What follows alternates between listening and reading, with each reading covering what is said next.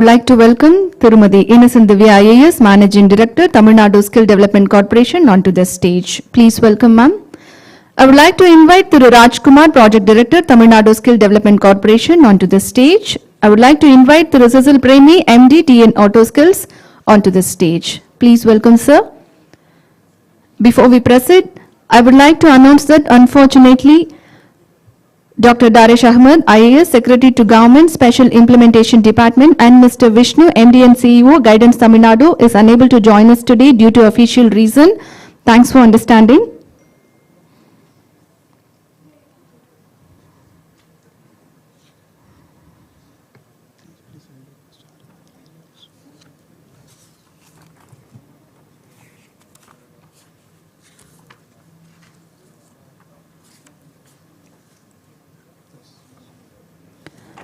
I would like to invite Mr. Arindam Lahiri, Chief Executive Officer, Automotive Skills Development Council, onto the stage. Please welcome, sir.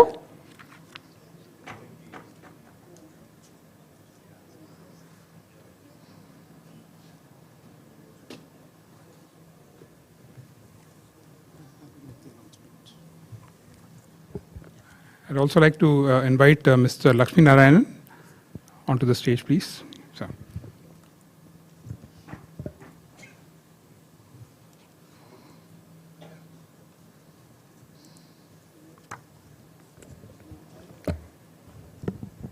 To begin this event, I request all dignitaries to rise for the Tamil Thai Vazhathu.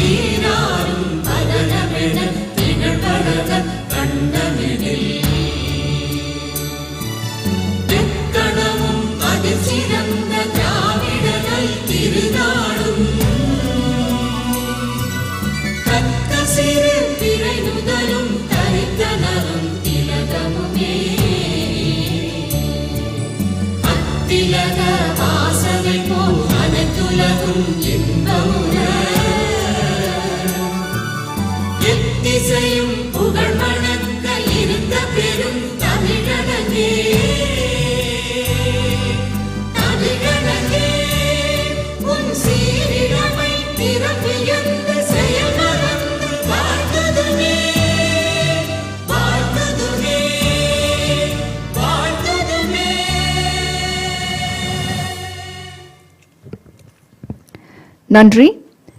We gather here today to commemorate a significant milestone in our journey of intellectual pursuit. This lamp lighting ceremony symbolizes the illumination of knowledge and the cultivation of wisdom. Let the light of this lamp guide us on our path of discovery, inspire us to reach new heights, and foster a community of lifelong learners. I would like to invite Tirumadi Innocent Divya IAS, Managing Director, Tamil Nadu Skill Development Corporation, to light the lamp. Please welcome, ma'am. I would like to invite Thiru Rajkumar, Project Director, Tamil Nadu Skill Development Corporation, for the lamp lighting ceremony.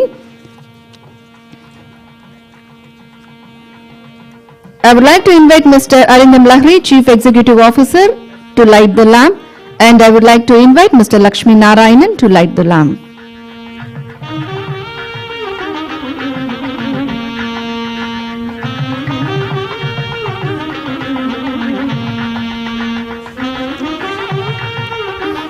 And I would like to invite Mr. Singhvi, President and Joint Managing Director of Sansera Engineering Limited, to light the lamp. Please welcome, sir.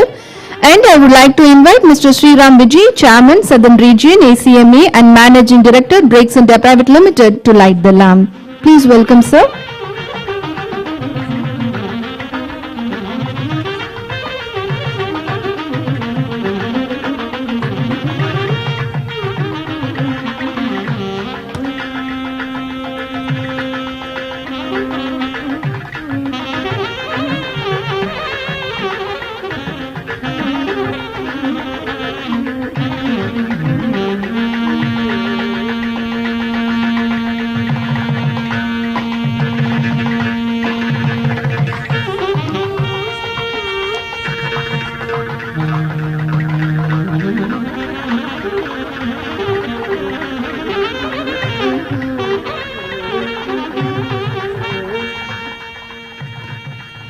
Thank you, madam. Thank you, sir.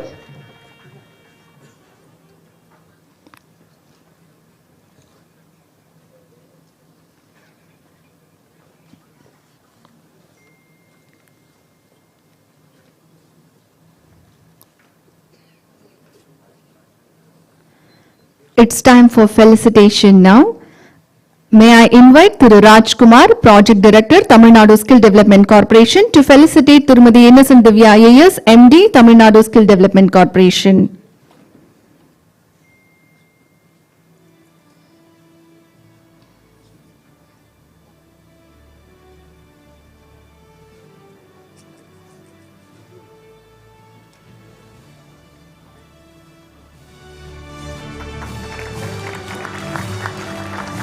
Now felicitation to Thiru Sisil Premi, MD, TN Auto Skills. And now the felicitation to Thiru Sisil Premi, MD, TN Auto Skills by Thiru Rajkumar, Project Director, Tamil Nadu Skill Development Corporation.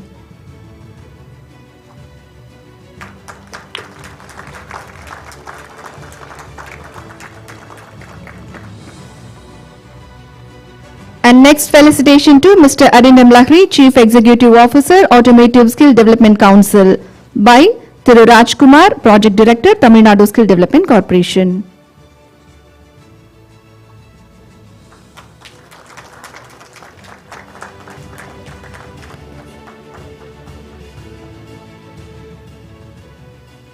And next felicitation to Thiru Lakshmi Narayanan by Thiru Rajkumar, Project Director, Tamil Nadu Skill Development Corporation.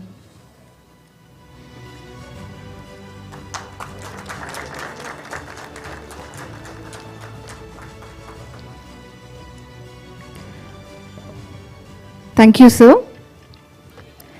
Ladies and gentlemen, it's with great pleasure and honor that we welcome Mrs. Innocent Divya IAS, the Managing Director of the Tamil Nadu Skill Development Corporation.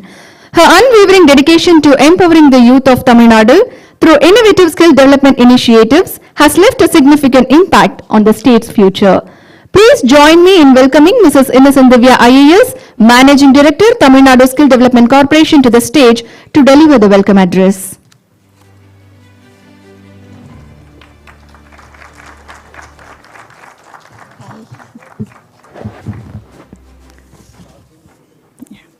Warm greetings to all the industry captains assembled here, Mr.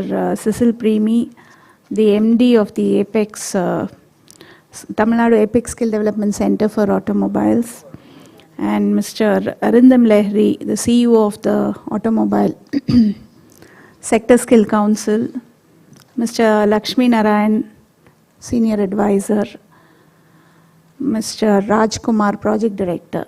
Warm greetings to all of you. This is truly a momentous occasion. After a long wait, finally the Tamil Nadu Apex Apex Skill Development Center for Automobiles have been launched and has started its activities already. So it was it had undergone a lot of changes, with the lead implementation partner backing out at the last minute, and then we had to go in for a tender, and then the Royal Enfield and the Sector Skill Council for Automotive have finally been selected as the lead implementation partner. So this is a state-funded program where 5 thrust areas have been identified as those sectors having potential for growth in Tamil Nadu. One of them being automobile, and the other 4 being health, logistics, BFSI, construction. So for all of these 5 sectors, Tamil Nadu expects a quantum leap in the next decade. And that is why there is special focus on these 5 areas of growth. Additional areas have been identified for creation of such Apex Skill Development Centers. Why is there a need for an Apex Skill Development Center when there is already a state nodal corporation? Tamil Nadu Skill Development Corporation is a nodal agency for skilling, as all of you know. Why is there a need? Fine. Right now, as I'm speaking, the one sector that is undergoing a seismic shift, I should say, in terms of the transformation that is happening is automobile. I think all of you would agree with that. With so much of consumer expectation growing and so much of technology innovation that is growing in the industry, a lot of regulatory compliances also, including the environment considerations that are coming into the industry. And, as all of you know, the talent gap. So all of this put together, I think the one potential industry which is witnessing a massive change or shift in trends is the automotive industry. Likewise, all the other 5 sectors that I spoke about has a lot of transformation from within. And Tamil Nadu, as all of you know, being a manufacturing capital of India, we see that there is a need for an Apex Skill Development Center which can exclusively take care of the needs of the industry in terms of, industry workforce upskilling, reskilling, and also creating the talent that is required. Right now, there is a focus on transdisciplinary skilling in the automotive, and that is why a strong connect with the industry is required, as well as the reach of the government is required. Why, as individual industries, we cannot put more force or more emphasis on skilling? That is because the large number of network of educational institutions that we have spread across the state, spread across the country. I think we need to have a more focused approach, a more proactive approach in reaching out to all of them. Not only with these few campuses with whom we have tie-ups with whom we sign up MOUs with. I think that is one fact that has to sink in the industry. The 2.5, almost 3 years of experience with the TNASDC has in fact brought out this need more. Where industry needs to take this step forward, not a step but a leap forward. In terms of the transformation that is happening in the industry right now, I think all of us are not doing enough. While the government is focused on partnering with industry, collaborating with you to understand what the skill gaps are, to understand what is that which is critically, the gap that you find in terms of the talent profiles that you see that is coming in, both for your, the entry-level jobs and the middle-level jobs that you have. What kind of support that you require from the academia, from the government, what kind of network collaborators you need to create in the ecosystem so that there is a steady pool of this talent supply to any of these industries. Right now, I think all of us are working in silos. We need to put our energies together. We need to synergize all our efforts towards creating this pool, the common pool of talent from which we all can hire from and we all can benefit from. Right now, I think one major focus is, while we all emphasize on creating talent, also what the industries need to think about is how do you engage and how do you retain talent. I think this one is very, very critical, because probably the CTO of your company is focusing on the technology upgradation, how you need to reskill your existing personnel. But for the entrants to come in, how are we engaging with the youth that are there in colleges, in schools? What is the industry doing about it? How many industry people are willing to visit schools and campuses to talk about what the industry is? To give the students, we can't expect miracles. Once a student comes to college, he always learns within a classroom environment. So the teacher teaches him something that has to do about theory.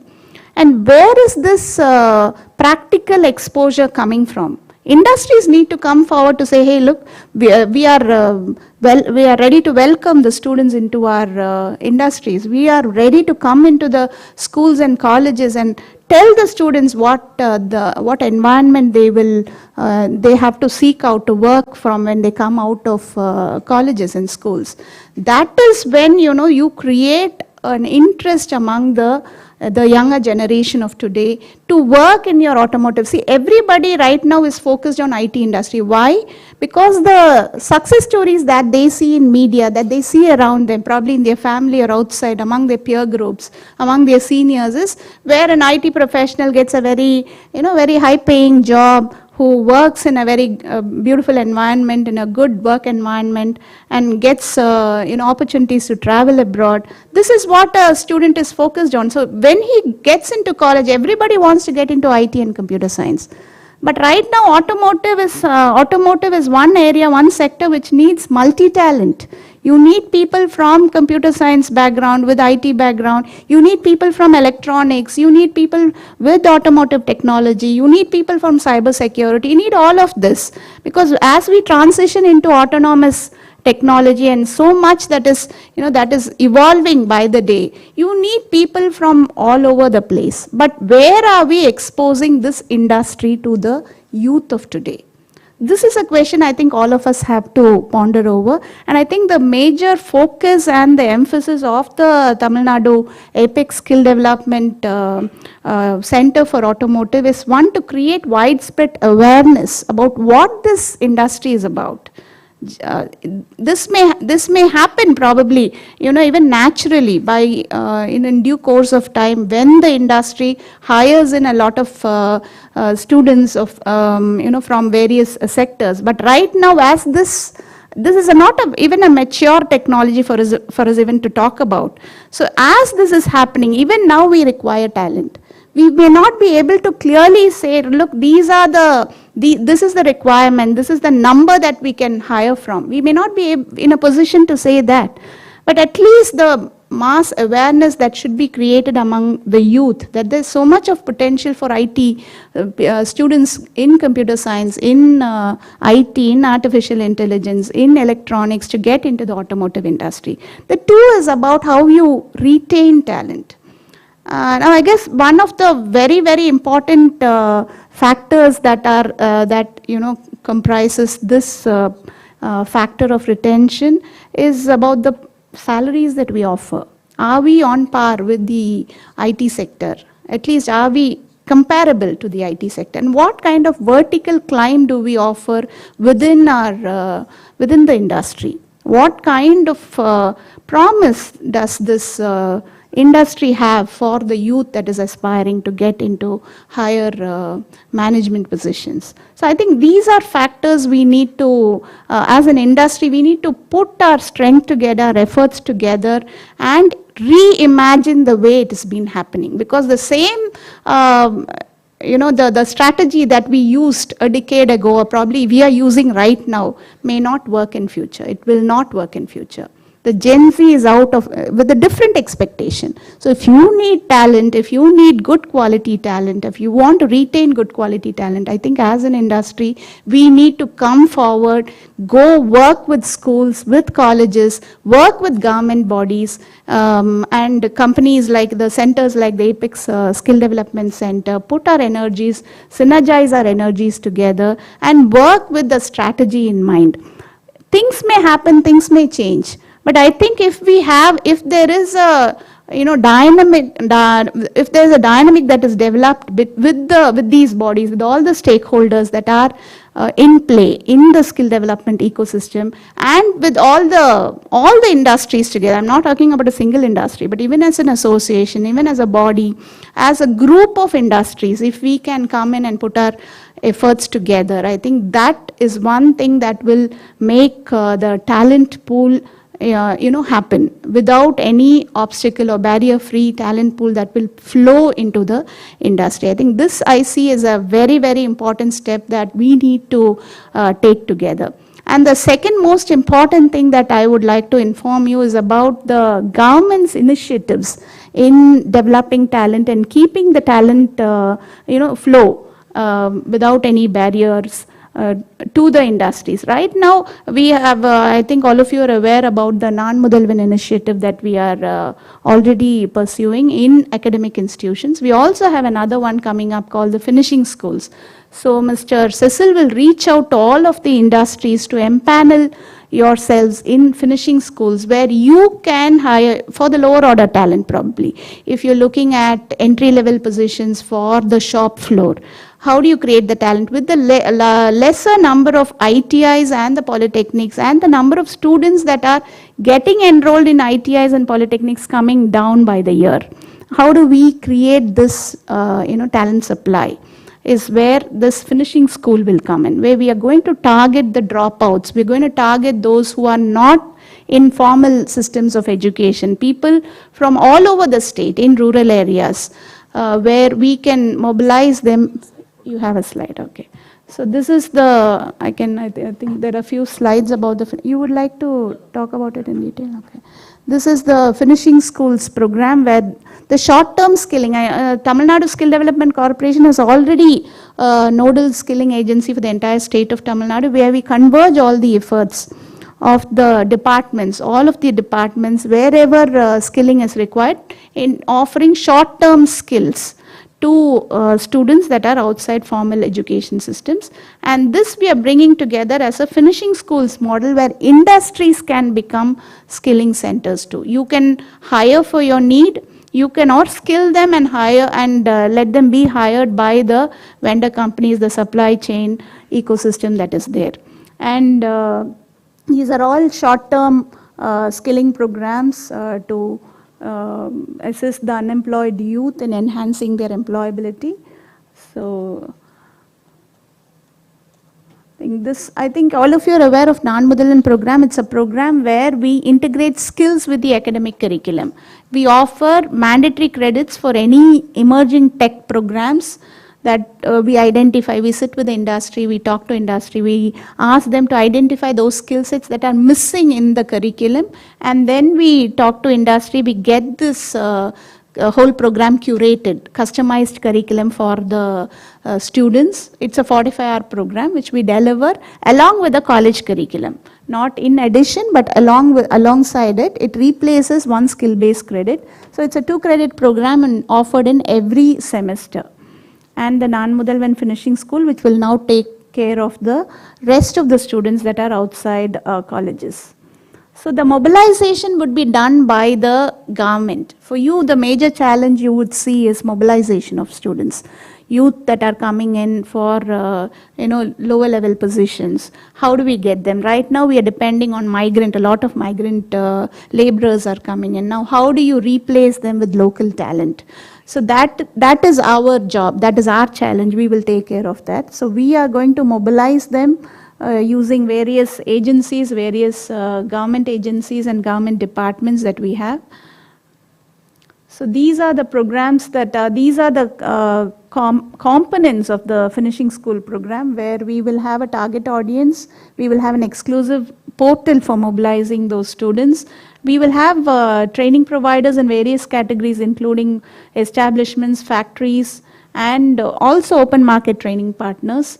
And we will be doing the selection, the registration, all that part we will be taking care of. What you need to do is, you need to empanel yourself, you need to tell us what kind of skilling you can offer, how many you can skill and certify them, what is the duration, and certify them. So we have a skill voucher and a skill incentive program where we can incentivize the youth to get trained in the skills that you offer.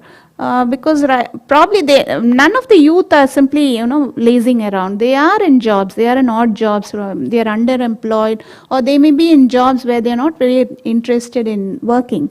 So here we give them a skill incentive where they get an incentive for being skill trained.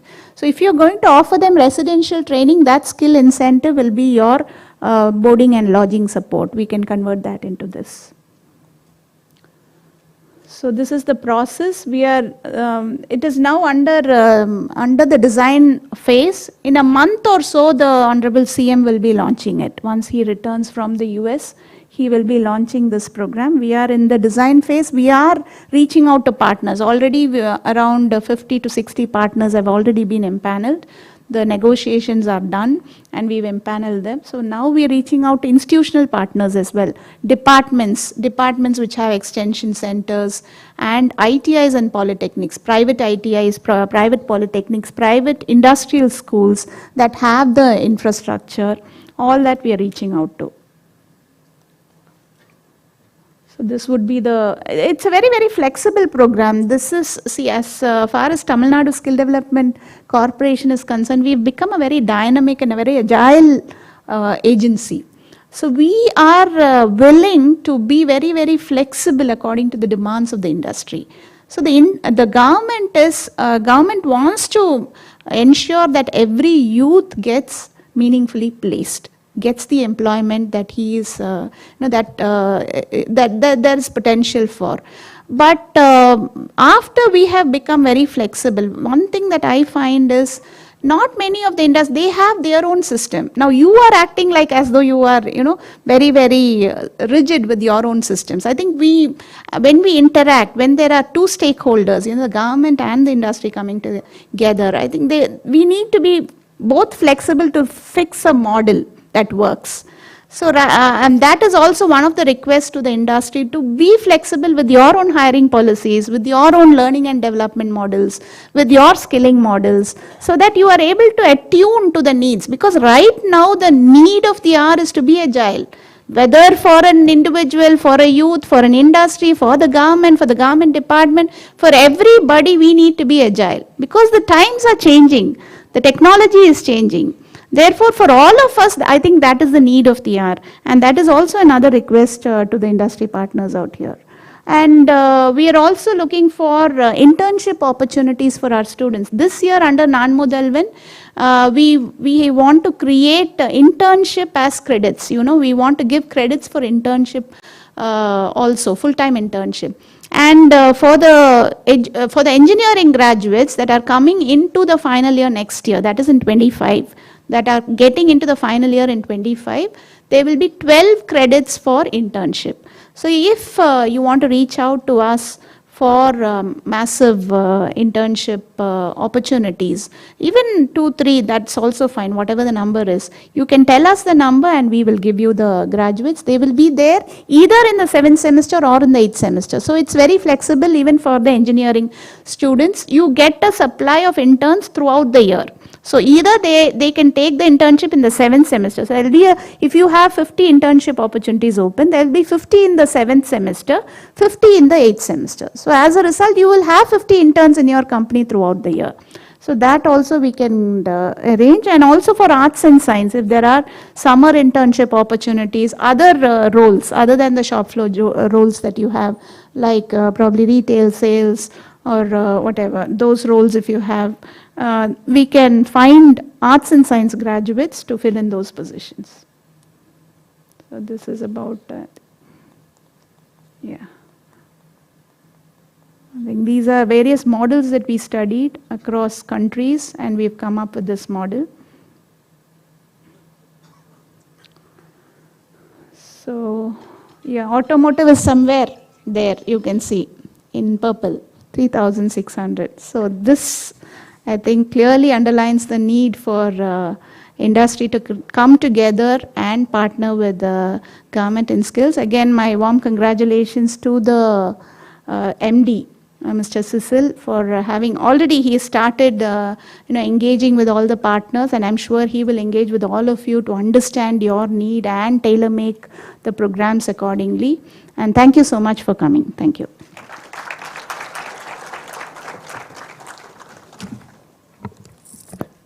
Thank you, ma'am. Next, I would like to introduce Thiru Cecil Premi. He's a seasoned professional with a strong educational background. He has led teams in various roles across business operations and learning and development for major automotive OEMs, including Toyota Kirloskar, Ford India, Honda Cars, and Mahindra. With his extensive experience in the automotive industry, Cecil now serves as the Managing Director of the Tamil Nadu Apex Skill Development Center for Automobile, where he continues to drive excellence and innovation in skill development within the sector. We would like to invite Thiru Cecil Premi, Managing Director of the Tamil Nadu Apex Skill Development Center for Automobile, to address the gathering.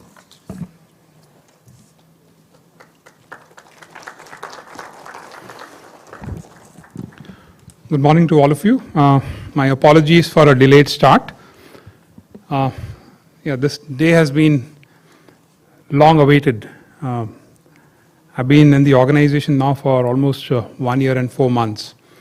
And it was quite troublesome, actually, to not have a clear mandate to, get started. We had some technical challenges, but the good news is that those challenges are taken care of, and we are all set to get started. Can you just put on my presentation? Yeah, so that's the quick presentation that I'll be taking you all through. A very warm welcome to all of you. Thank you for coming for this very important occasion as far as TNAPEX Skill Development Center for Automobile is concerned. We're just getting started.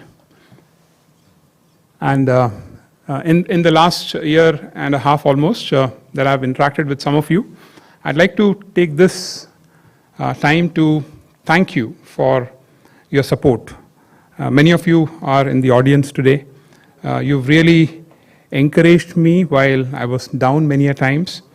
I felt discouraged, but your pat on my back really helped me to carry on. Thank you so much. The industry does have certain peculiarities. There are certain challenges that this industry faces. We are all aware of it. Labor shortage being one key challenge. Supply chain disruptions that we have seen during COVID times and thereafter as well. Climate change is forcing this industry to change at a very rapid pace. Things that probably would have taken decades are being done in a few years. And that is leading to technology adaptation by the industry at a rapid pace. This industry has certain expectations, and these expectations have evolved over a period of time, one of which is a customer-centric approach. The customers are very, very demanding. At a click of a button, they're able to post things on social media. These days, when I look at LinkedIn, I don't look at the post, I look at the customer comments, because they seem to be more genuine, right? And people take that opportunity to voice their concerns, vent out their frustration. So it's very, very important for being public companies. Many of our clients are public organizations, and therefore they are very concerned, and they do take due care to ensure that their approach is very customer-centric, and they respond to the customer needs very quickly. There has been a need for increased transparency. We've had concerns with some Fortune 500 companies that we in the past for hiding information, and that led to a lot of backlash. So, and we all understand these things. So, therefore, organizations have now proactively taken steps to increase transparency. There is need for low-cost inputs coming in. Customers are demanding more for less, and improve your range. I remember when the automobile sector, kind of opened up in India. We had very small showrooms, and most of the companies had a couple of offerings, maybe 3. Yeah, today that list is huge, 30, 40, 50, So we call it the MTOC, the model type option color. That range, if you look at, runs into hundreds and probably even thousands. There is a need for, like ma'am was mentioning, being flexible. We have a requirement to have a faster time to market. There were times when new products used to come in 4 years, 5 years. Now new products come in months. Yeah, and so there is need for a faster adaptation to technology. So there is transformation that's taking place in this industry, and we have seen many examples of companies partnering with each other and getting into collaborations, platform sharing, and so on. Alternate propulsions. Sometimes we don't even know what are the new propulsion systems which are coming into the market. Just recently we had CNG two-wheelers coming in. I never thought that would be possible. Yeah, customer expectations, we've already covered that, and companies are going digital. Yeah, not only as far as the products are concerned, but even the whole sales service experience that the customers are encountering, that is getting digitized. So, as far as the mandate that was given to TNASDC was to create multiple center of excellences, which is what we call it as the apex. 5 of them, as ma'am mentioned. The mandate was to bridge the skill gap. Yeah, so 3.2 million people to be trained. Yeah, and 2 million youth per year to be trained. So we have kind of formulated this document here, which talks about our 10-year plan. Our ambition is to reach out to all the 38 districts of Tamil Nadu, be present in every district, and through the infrastructure available with the government ITIs, polytechnics, engineering colleges, and probably even arts and science colleges, carry out our activities. So as far as our infrastructure is concerned, we have access to all these government institutions where we are able to roll out our programs. So we offer a wide reach. We wish to train about 1 million students and place about 8 lakh. Now you might say, what about the balance 2 lakh? Well, the answer to that is, we're also going to be reaching out to the OEMs and the MSMEs, and they're already placed. So that's the number that's why there's a gap there. We'd like to also be responsible for training the faculties, not only faculties that engage with us, but also faculties of these various institutions. And would like to establish center of excellences in various domains like electric vehicles, painting, welding, automation, robotics, and so on. Now, we'd like to be an asset-light model, which means that we will not own any infrastructure of our own, which means that we will collaborate with industry, we'll collaborate with institutions, and we'll help them establish these center of excellences. We'd like to reach out to at least 500 plus companies, and would like to get into alliances and affiliations with top global and Indian universities. So this is what we wish to do. We want to enhance employability and bridge the skill gap. That's our vision and our mission, to make India employable with global skills and make Tamil Nadu the automotive skill capital of the country.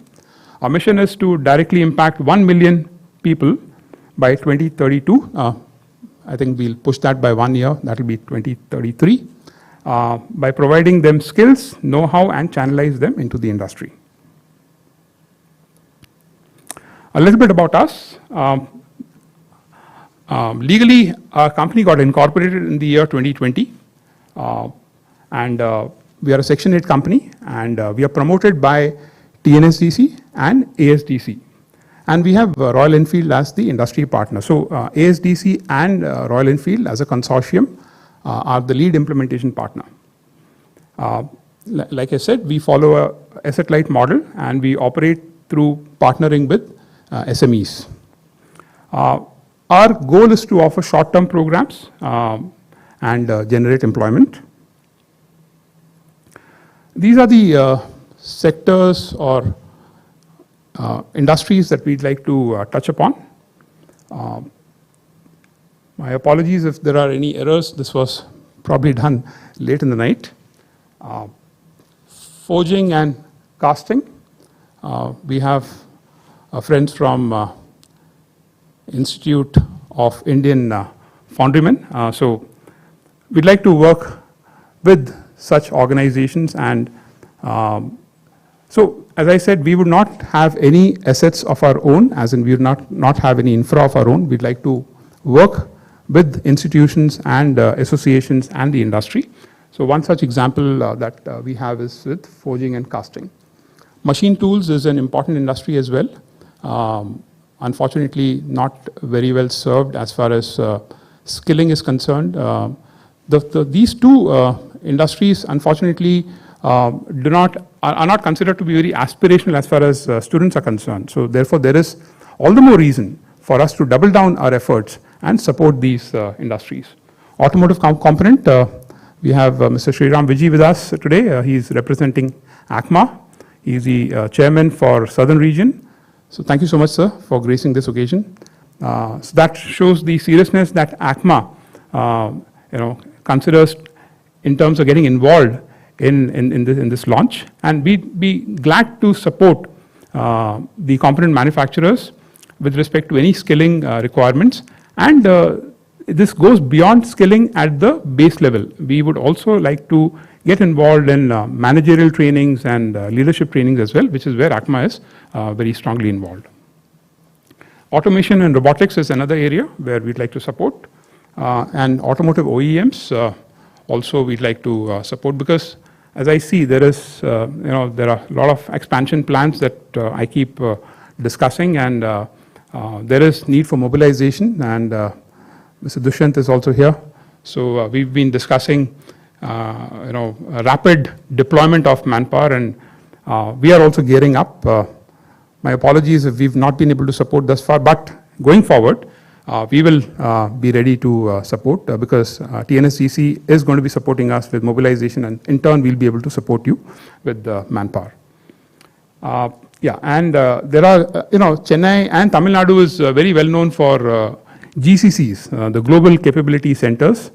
And as ma'am was mentioning, there is a huge demand now for manpower with cross-functional skills, be it computer science, electronics, electrical, mechanical, and so on. And there is a need for combination of these skill sets, and we'd like to support, and GCCs happens to be one such industry where there is a requirement for such people. Dealer sales and service, again, we have quite a few representation from dealerships and the retail networks.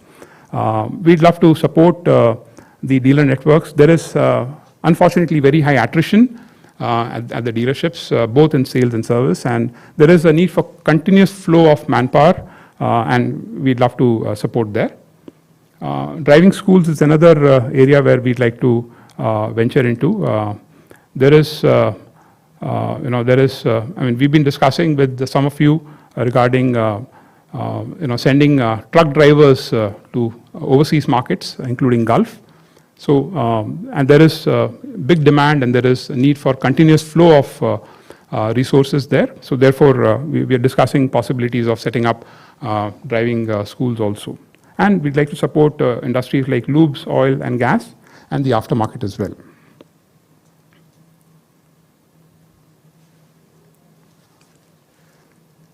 This is our model. So there are two aspects to it. One is where we are going to be approaching directly, and the impact will be singular. And on the other hand, there is a set where we may reach out indirectly, and the impact would be a multiplier, right? So there are two strategies that we'd like to work with. The first one, where we're going to be impacting directly, is the gain, train, and retain model, where we'd like to support the industry with mobilization, placing people, skilling them, certifying them. The LEG program, which is the Learn, Earn, and Grow, which is similar to the Earn While You Learn model, continuously running competitions and contests.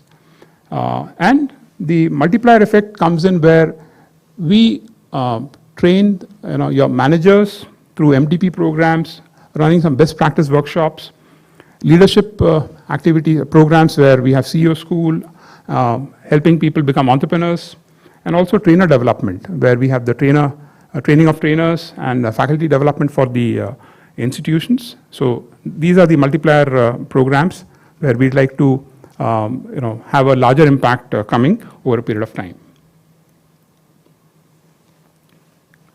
This is our board. You've met ma'am. We also have Dr. Daris Ahmed. He's IAS officer, and he's secretary for special program implementation. Unfortunately, he couldn't make it for this program. He was scheduled to be here. Then we have Mr. T.V. Prem Gopal, Arindam Lahiri sir from ASDC, Mr. Raman K. Sharma, again from ASDC. We have Mr. Rajiv Sharma representing Royal Enfield, and myself. A quick look at the operating team. This team is very, very new. In fact, they're just about a week or two old in the system. So we have people in various domains. This is the model that I was talking about, the asset-light model. So we will be working with partners, right? So please don't see us as competition. We'd like to be a platform where we bring all of you together, okay? And let me brief you on what kind of partners we're looking at. The first one is the mobilization partner. So while TNASDC will be supporting us wholeheartedly for mobilizing candidates to be able to support the industry, we'd also be working with certain NGOs and certain organizations that can help us put the manpower, rapidly deploy them. We'll also be working with infra partners. So we have Department of Employment and Training. We have representation from there as well. Thank you so much, sir, for joining in. Department of Technical Education, Anna University, TANSAM, Siemens Center of Excellences. So these are all our infra partners that we'll be engaging with, and they'll be supporting us with the classroom and labs. Training partners. Now, training partners bring in the content as well as trainers. So we have TVS Training and Services, again represented here today. Vrumble is another organization, and so we have a few partners with us, supporting us. Then we have industry partners. What does the industry partner do? They support us with OJT, placements and certifications. And we have knowledge partners. They help us with the program content and certifications. Okay, so these are some of our solutions. As I said, learn, earn and grow. Then we have the RTD model, which is the recruit, train and deploy. Corporate trainings, helping you with the mobilization of staff, skilling competitions, assessment and certifications, and in case if there is a need for setting up of a center of excellence.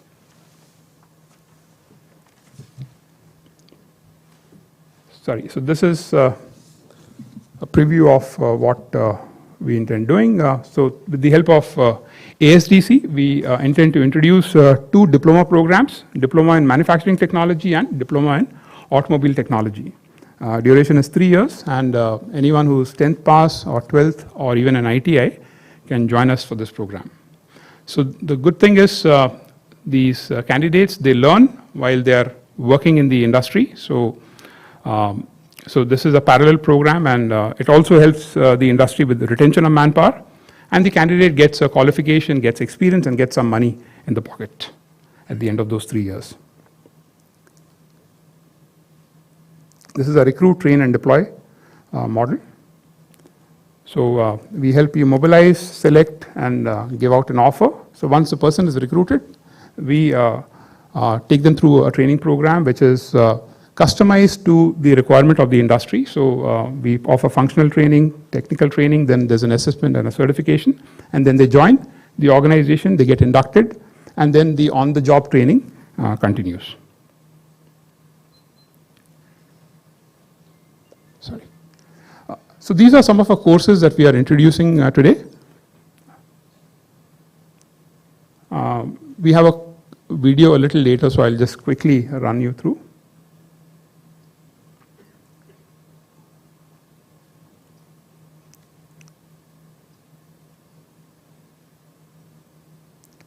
So some of these programs are still under development, so but we intend to launch them in the next 2 to 3 months. I think we're running late, so I'll just skip this. This is some sort of a roadmap. Okay, I'll just quickly tell you. So we have various stages in which we want to roll out. So stage 1 is the coming month, where we want to introduce the program on CNC operator and train certain candidates. This we intend to do it in Ambattur, the government ITI at Ambattur. And then stage 2 is October, November onwards. We will be expanding it to 11 government ITIs. And from December onwards, we'll be expanding it to 71 government ITIs. And from the next year onward, we will have programs rolled out in polytechnics and engineering colleges as well. Our target is to train about 12,000 candidates in various domains.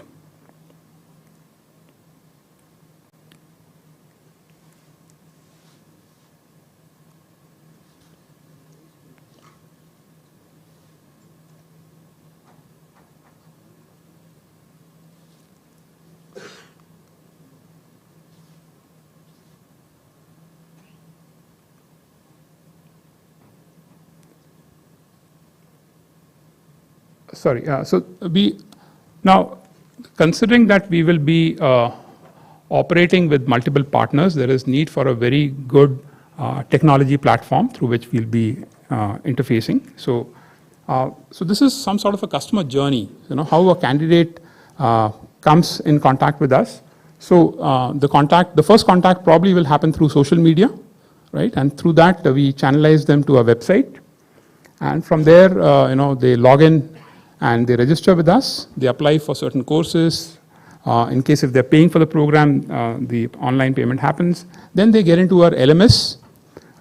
So they start learning, the evaluation, assessment, certification, all that happens. And once they pass out, they become part of our alumni network. So we'll have an alumni portal as well, where again they'll be able to search for jobs as well, and figure out what events we are having and network with the other students of their community. So that's again under development. I think in the next couple of months we should at least have part of this rolled out. The website is already up and running. I'd request you to take a look at it. It's www.tnautosskills.org, right? Kindly also look up our channels on YouTube, on Facebook, as well as Instagram. Do like us, as they say, like, subscribe, and share. And as far as impact is concerned, we'd love to be the preferred choice for automobile industry as skilled manpower supplier, which means that we want to take all skilling ecosystem together with us. We'd love to work with all of you, and as you could see in the previous slides, we have training partners, we have knowledge partners with whom we'll be working. So we want to bring in the best for the industry, right? And we want to work on custom-made programs. We'd love to discuss with you, customize the modules and then roll it out. We have modules which are probably few hundred hours long, but in case if you need programs which are a week long, 50 hours, 80 hours, whatever is your requirement, we are happy to work with you, customize those modules and roll it out. So thank you so much for coming in. I look forward to working with all of you, and my team is also here. We'd love to engage with all of you. We'd love to understand your requirement also. Probably by the end of the day, we'll also send out a Google form for you so that you can let us know your requirement as well. While we'll engage in person as well, but we'll also have this online form with which we can engage. So thank you so much for coming in. My pleasure. Thank you.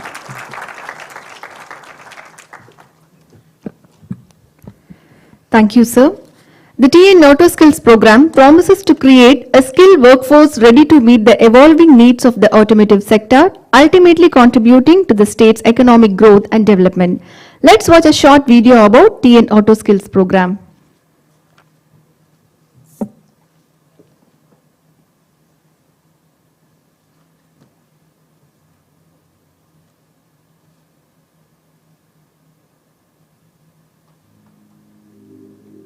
Dreaming big creates the path to a brighter future.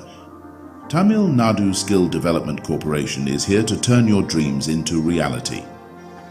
At TNASDC, we empower unemployed youth, including school and college dropouts, with the skills they need to succeed. Whether you're just starting or looking to upskill, we've got you covered.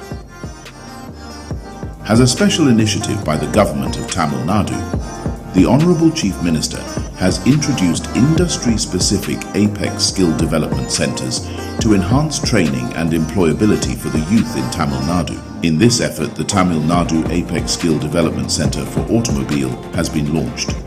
Introducing TN Auto Skills, an initiative of the TN Apex Skill Development Centre for Automobile, in partnership with Automotive Skills Development Council, Royal Enfield, and backed by industry associations like Automotive Component Manufacturers Association of India, the Society of Indian Automobile Manufacturers, Federation of Automobile Dealers Associations, and support by the Japan International Cooperation Agency.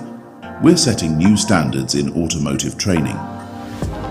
spread over all districts of Tamil Nadu with the largest network of skilling centres through government ITIs, polytechnics and engineering colleges. Industry practitioners as trainers placement-oriented short-term courses in domains like electric vehicles, robotics, embedded systems and many other advanced technologies in design and engineering and manufacturing. Our programs are tailored to equip youth with industry-relevant skills. Join us at TN Auto Skills. Let's make Tamil Nadu the skill capital of India and drive your future forward.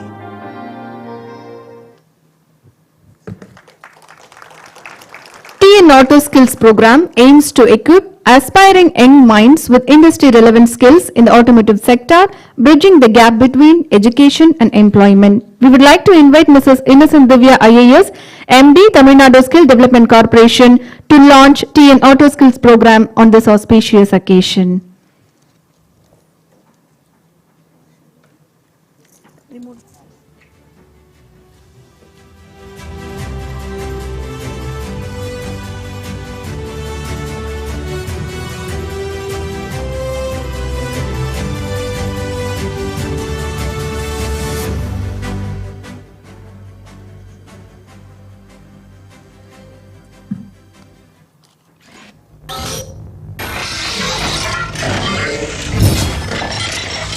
Introducing TN Auto Skills. Our courses are designed to meet the demands of the modern manufacturing sector. Learn to become a CNC programmer cum setter with specialization in milling, or advance your skills as a CNC machine operator. Delve into the world of design with our AutoCAD courses for mechanical and electrical applications, ensuring you have the technical knowledge to create the future. With the automotive industry rapidly shifting towards electric vehicles, our EV technician courses for both two-wheelers and four-wheelers equip you with the skills to stay ahead of the curve. Our advanced welding technician course prepares you for the precision and expertise required in high-demand welding roles. Step into the future with our robotics technician and industrial automation courses, where you'll learn to control and optimize the machines that are revolutionizing manufacturing. TN Auto Skills offers courses that align with the industry's most innovative sectors. Our automobile painting technician course will help you master the art of the perfect finish. At TN Auto Skills, we don't just offer courses, we build careers. Join us and become a part of the next generation of skilled professionals. Your future starts now at TN Auto Skills.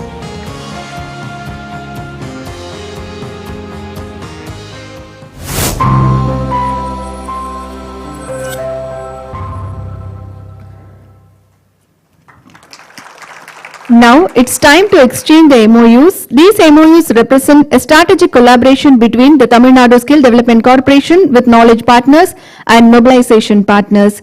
May I invite Mrs. Innocent Divya IAS, MD TNASDC, to exchange the MOUs with knowledge partners and mobilization partners. First, I would like to invite Mr. Annamalai Chokkalingam from ANSIT as an education partner. Please welcome onto the stage sir, to exchange the MOU.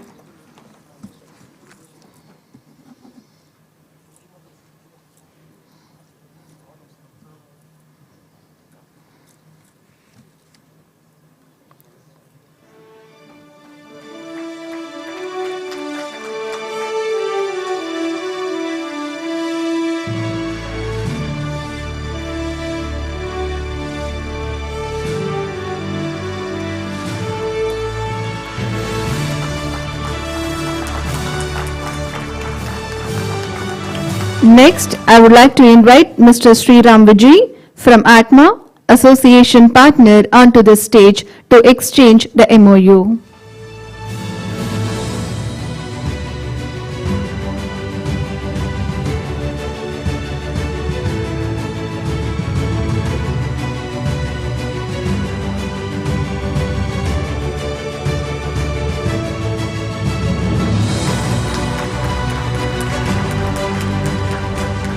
Next, I would like to invite Mr. Ravichander from DMW, Education Partner, onto the stage to exchange the MOU.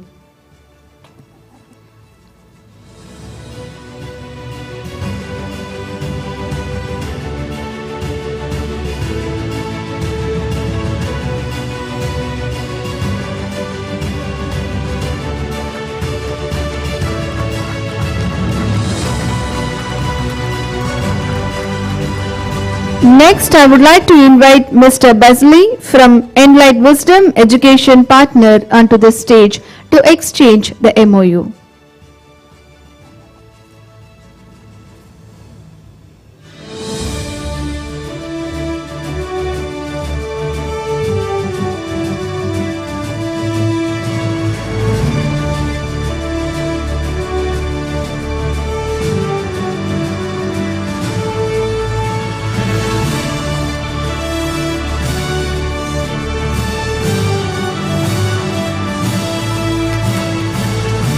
May I invite Mr. Vijay Krishna Kandula from IS Education Partner onto the stage to exchange the MOU.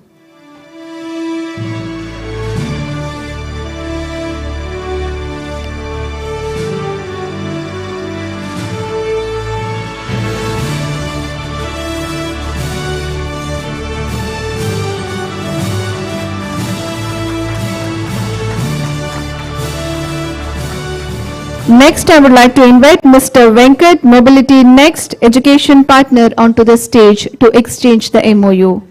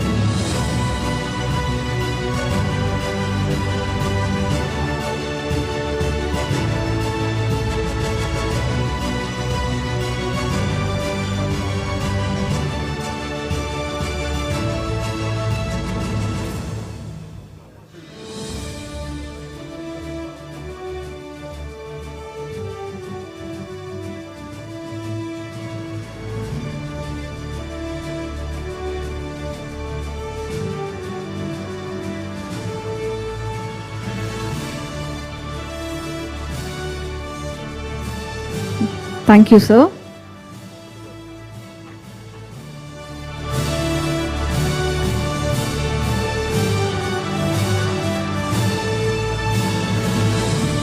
The MOU exchange between Mr. Venkat, Mobility Next from Education Partner.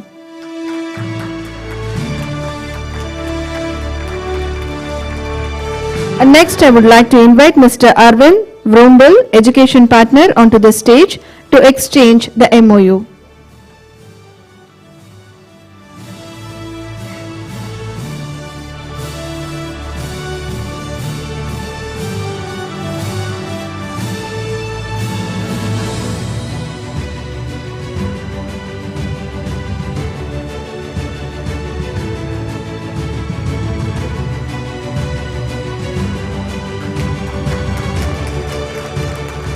Next, I would like to invite Mr. Narayana Murthy from TVS Training Education Partner onto the stage to exchange the MOU.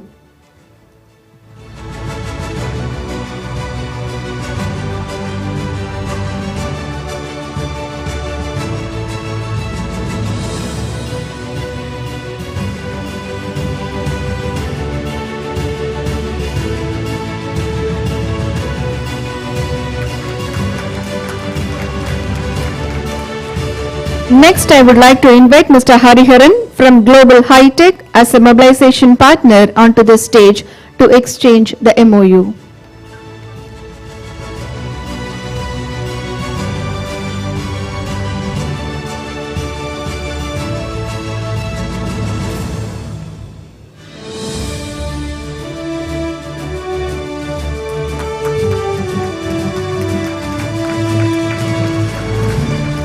Next, I would like to invite Mr. Dayalin from the Institute of Indian Foundrymen.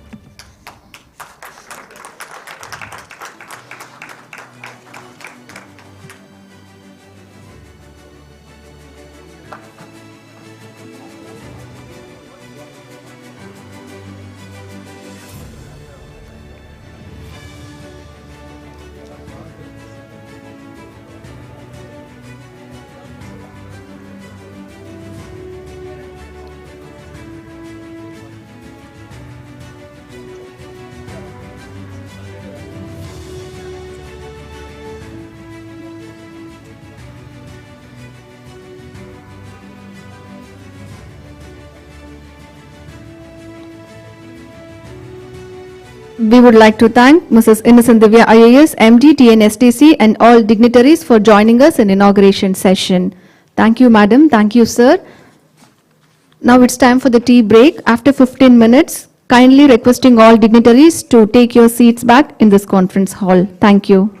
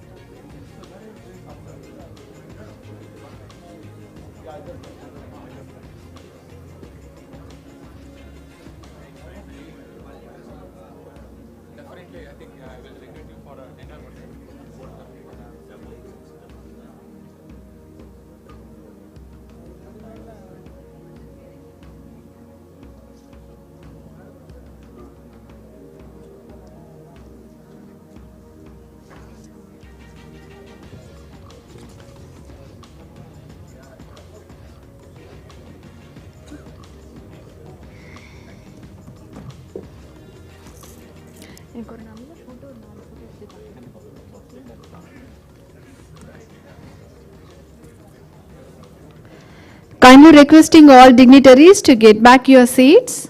In few minutes, we are going to start the session.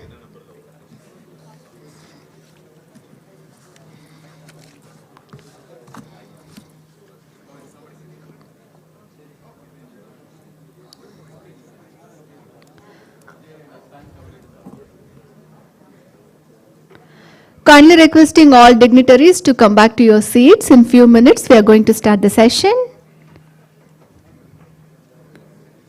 And now we have a small surprise for all of you. So we'll announce in next 2 minutes.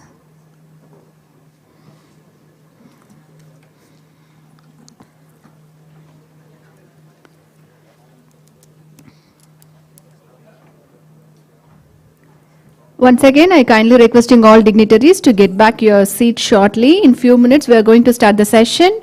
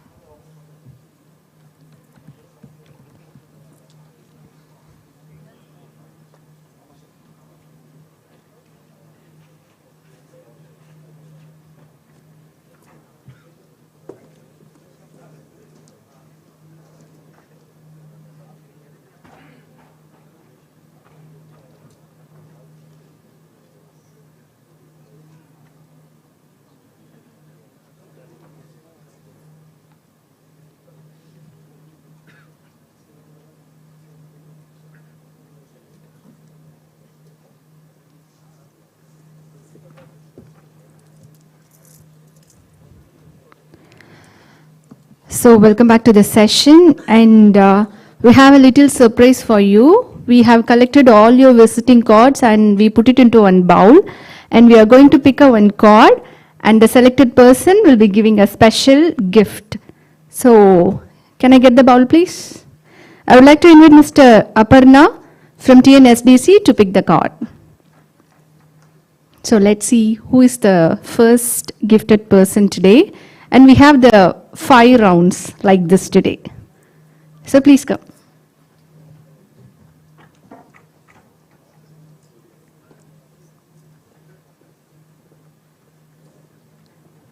Aparna, please speak.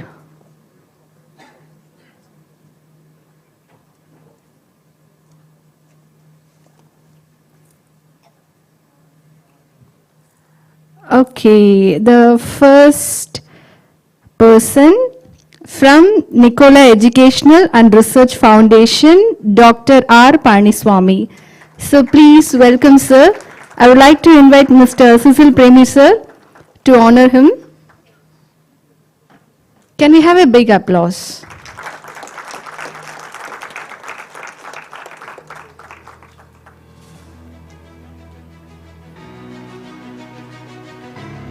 And the first lucky person today, Nicola Educational and Research Foundation, Academic Head, Dr. R. Paniswamy.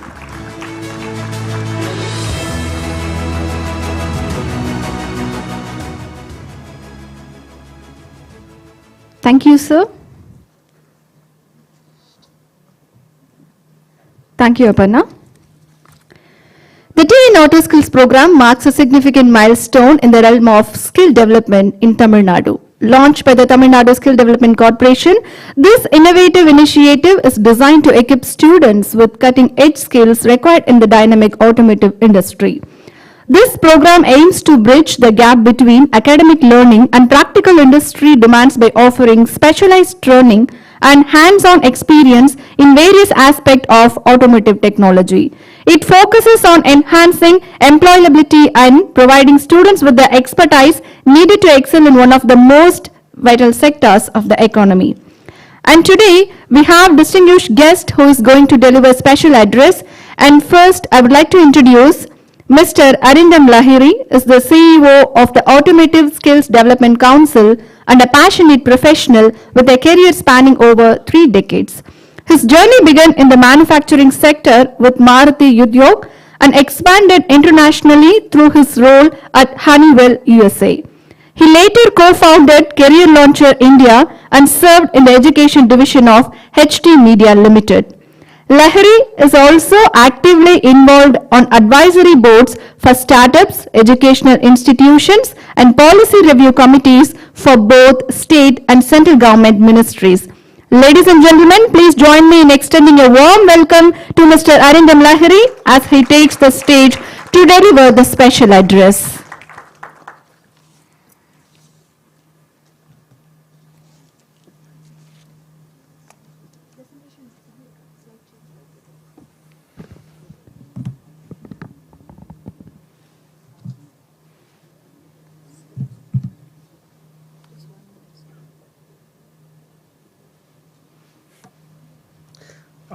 Very good afternoon now to all of you. It's definitely a very, very special day in the journey of TN Auto Skills. Also a very special day in the journey of Automotive Skills Development Council in the form of partnering with the state government in a particular state to deepen the engagement of skill development in that relevant state. And what better state to start with than Tamil Nadu, which is kind of called also the Detroit of India for the automobile manufacturing.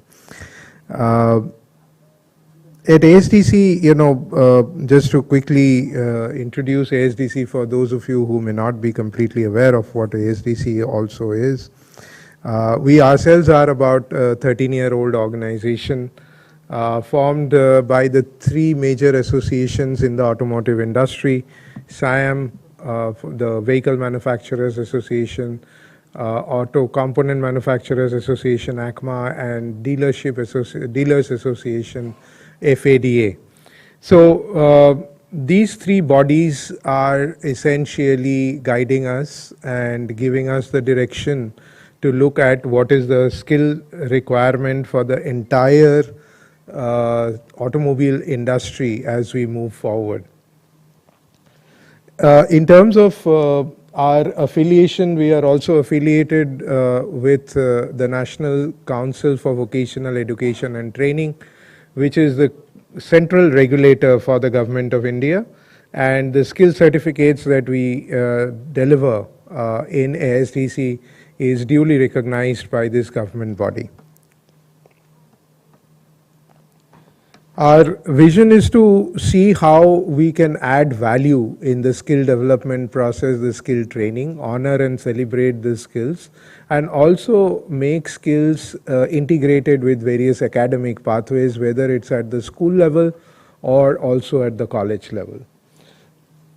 In terms of the activities that we do, we definitely focus on creating the right curriculum, the courses that we could offer, and we're quite happy to ensure that we have a body now in Tamil Nadu, along with ASDC's own presence. We have a deeper engagement with this market, with this state, through TN Auto Skills, where all these programs now automatically becomes available through TN Auto Skills as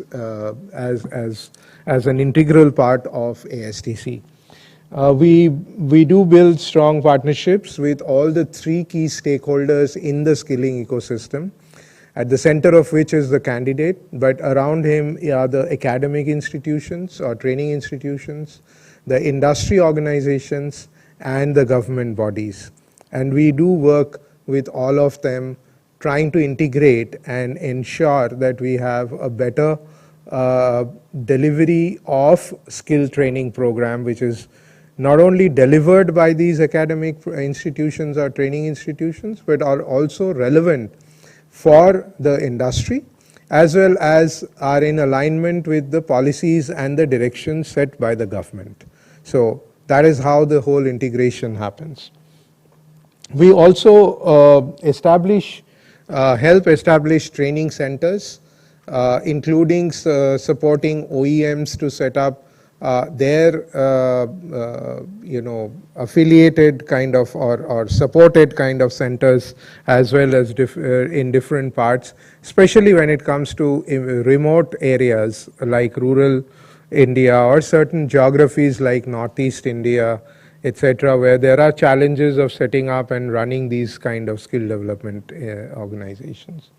Of course, finally, we also collaborate with the corporate social responsibility CSR initiative across the board, across many large organizations, to ensure that the skill development program reaches to the intended beneficiaries.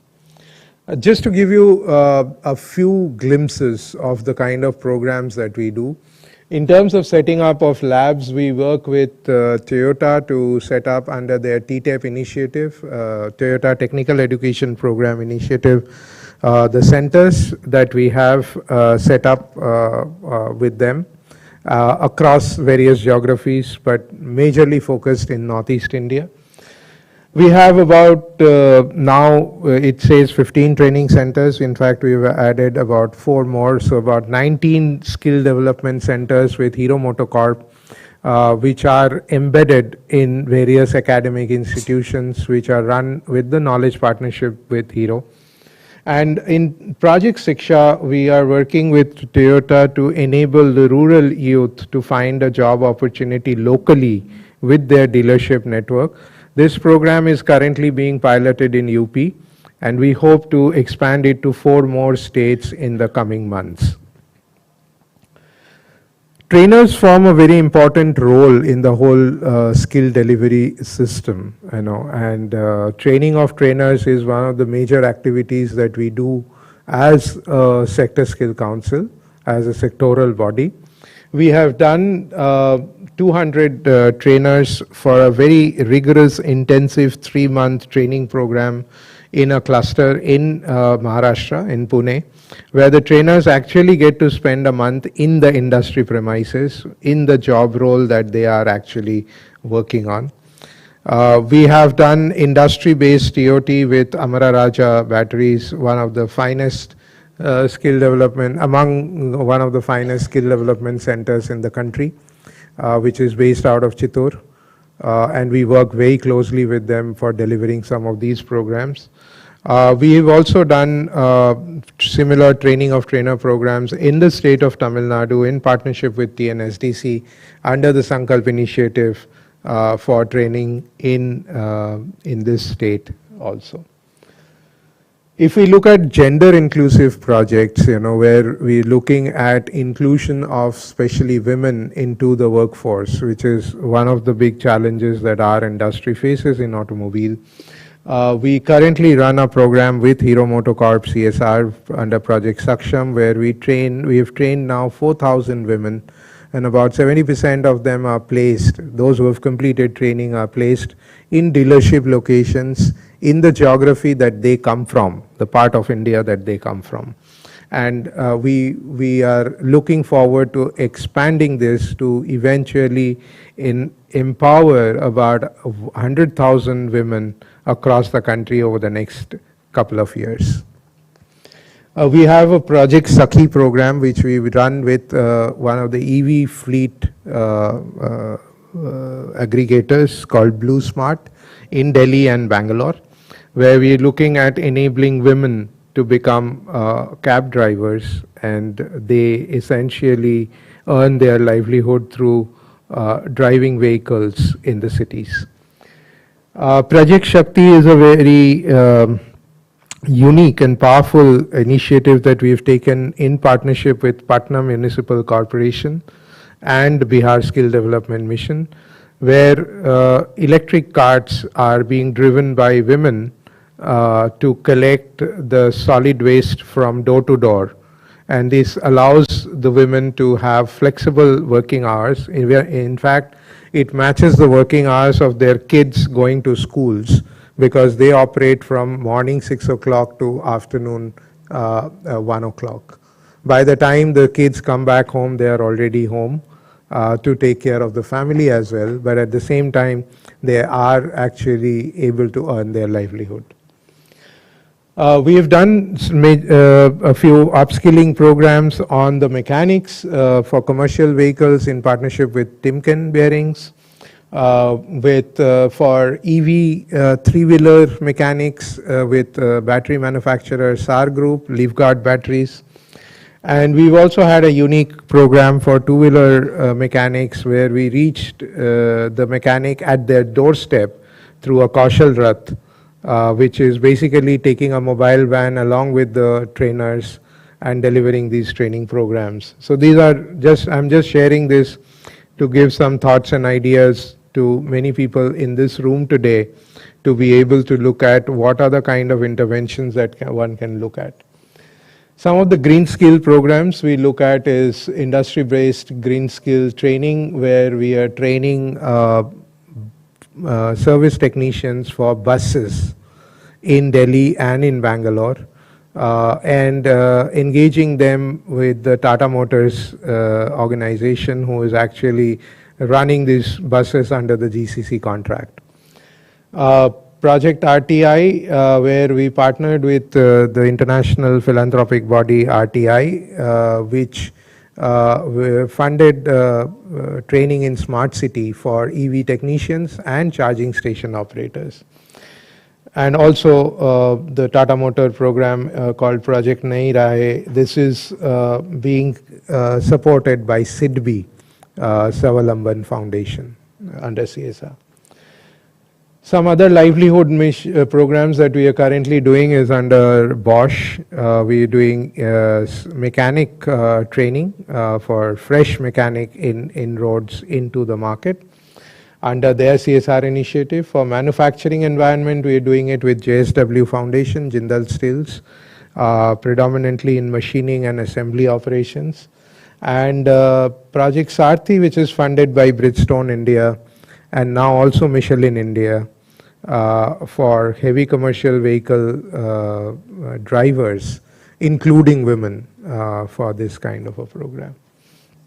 In collaboration with academia, we are doing National Automobile Olympiad. It's a very unique initiative of engaging students from class 6 to class 12th.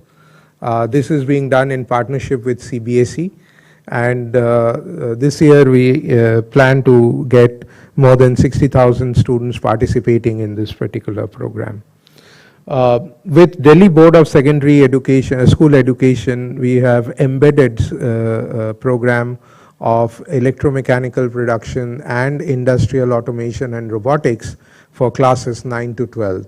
The program has been co-designed by Bosch and Siemens, and we helped the government run this program, setting up their labs, giving them the trainers, and monitoring the entire delivery, including exposure visits, internships in industry. College partnership, higher education institutions, we have been engaging through the BVOC program. We've also now introduced credit programs, which are only 2 credit programs, which can be embedded into the college program itself.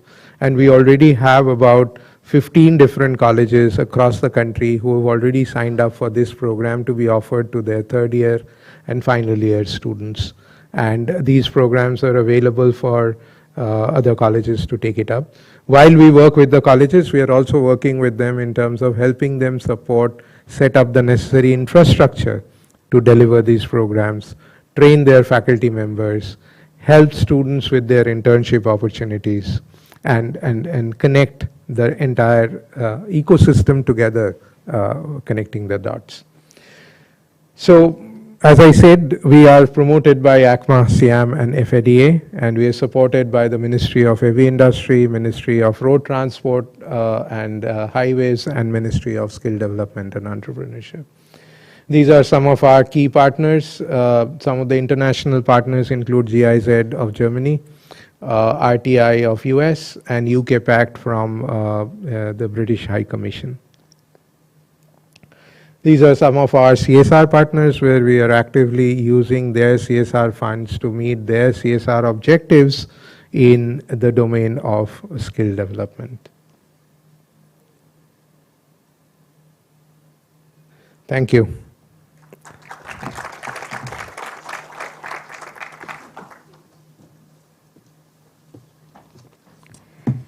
Thank you, sir. Next, I would like to invite Mr. Singhvi as the President of ASDC and Joint Managing Director of Sansera Engineering Limited, a leading name in the engineering and manufacturing sector. With a deep-rooted expertise in engineering and business management, Mr. Singhvi has played a pivotal role in steering Sansera Engineering to new heights of innovation and growth. Under his leadership, the company has made significant strides in delivering cutting-edge engineering solutions and expanding its global footprint. Mr. Singhvi's vision and strategic acumen have been crucial in driving the company's success and maintaining its competitive edge in the industry. We would like to invite Mr. Singhvi, the President of ASDC and Joint Managing Director of Sansera Engineering Limited, to deliver the special address.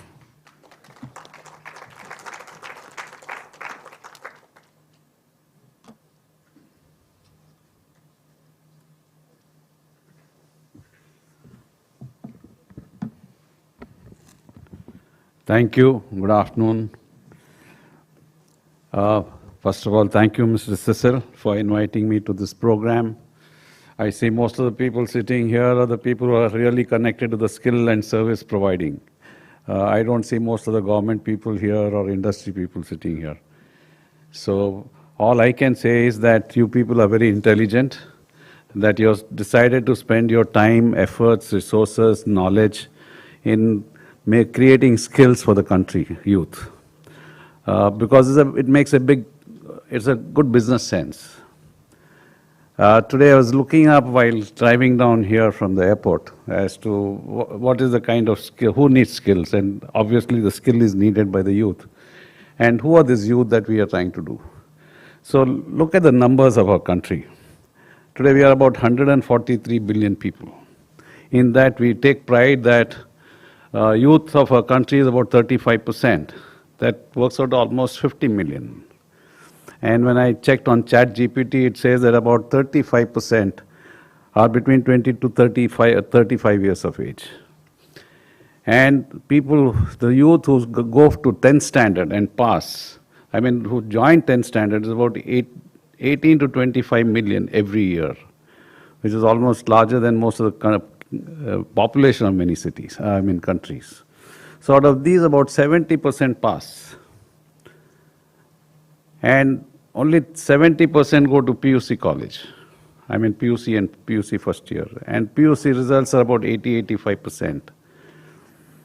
And only 30% of that go to college. So if you do the math, It's only about 3.5 million students out of these 20 million students go to degree colleges or professional colleges. So what happens to the rest 16.5 million people is a question that I would ask. And look at the IT side today, what's happening. I was looking at the salary numbers. Our managing director, Mrs. Innocent, talked about better salaries in auto sector. And this is something like 15 years ago in one of the lectures like this, I had indicated that auto industry is 100 years old and IT industry is just 10 years old. Wait for another 15 years, what happens to salaries? And I was checking on the salaries, and I was very sadly surprised that Infosys has not changed its campus salary for the last 10 years. It stands at 4.5 lakhs. Recently, you would have read news of another company, I won't name it, it's there in the news media, where the increment given was 1% to 5%.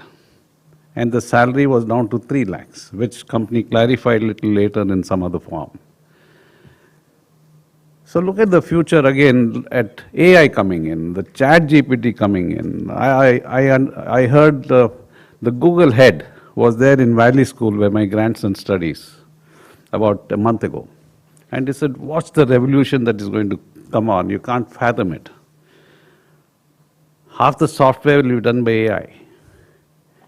This reminds me of newspapers. If you look at about 50 years ago, even less than 50, 30 years ago, I used to go to Indian Express office because my cousin was an agent. And I used to see in the night people putting in those letters, lead content letters, and making the whole page. There used to be about 300 to 500 people putting those individual lead letters like O, P, Q to make a word and make the whole newspaper. There used to be about 500 to 600 people in small Indian Express office in Bangalore. And what's happened today? It's all text written on the typewriter, one person does it and the whole thing gets in the newspaper, the Corel Draw, everything is all done by computers. So where there are more than 1,000 people employed, skilled people employed. Zero skills today in that particular area, but skills have gone elsewhere. So just imagine a software person writing today. What does he do? He writes, like you write a novel, you write an article, he's writing a programming language. Imagine when this is taken over by AIs, what happens to these people? It's not a very good thing to think about, but this is the reality. But look at the auto industry today. I mean, most people would tell you that any country which is developed, the background was auto industry. It's known as mother of manufacturing industry. If you look at India itself, our industry manufacturing sector creates about 15% to 18% GDP. And if you look at in that, about 50% is provided by auto sector. And we are still at a nascent stage. We are today producing about 4.5 million cars, but it's expected to go to 10 million cars by 2030. And look at the cars that is changing. You see a simple Maruti 800 car to the cars today, the SUVs coming in, the kind of the Ms. Innocent talked about various customer-centric, or Mr. Cecil talked about customer expectation. Today, you look at the car, the entertainment, infotainment, what we call it. If some of you are in the software industry, working with auto industry, you would know that today auto industry is going in a way that there would be like a centralized computer in the car, which is equivalent to about 500 individual computers which could be running in the car. It could be Wi-Fi system with no wiring. So what is all that bringing in? That the software industry is going to be supported by auto industry, which has always been, but it's going to be more. Electronic industry, electric industry, infotainment, everything is coming into the car. So auto industry is not going to lose its importance for the next 50 years. But in the same auto sector, look at what is happening. Like in my company, we used to have about 50 to 60 BCom graduates doing accounting work about 20 years ago. And today I don't have any of those people doing my accounts. My security person at the security gate enters into my SAP platform the purchase order number, which is there on the GRN note, and said this GRN number of this customer, purchase order is clicked, and the material goes to stores, it goes to quality, it goes to accounts, and the subsequent people confirms it. There's no knowledge of degree person required. It's done by outsourced employee of a security agency. I can name out quite a few areas of work where we don't use any of these graduates. You call it BBM, you call it BCom, you call it BSc. All we today use are ASDC trained skill operators for the machines, which also these are all CNC machines, the robotics. We use them. And apart from that, the need for me is an engineer who can do programming language for my CNC machining, which probably as the time goes by will come down. The rest is all, I need sharp employees with common sense, practical skills, understanding. And this is what this platform is going to provide. So all of you sitting here, joining this initiative of Tamil Nadu government, I feel so happy that somebody is very intelligent to look out of the future of the state, of the youth of the state, and ourselves. Look at plumbing skills. Look at electrician skills. You think AI can take them over? No, never. I don't think that those skills can be done by AIs, or they may be helping them out. But those are the skills that would be required. Similarly here.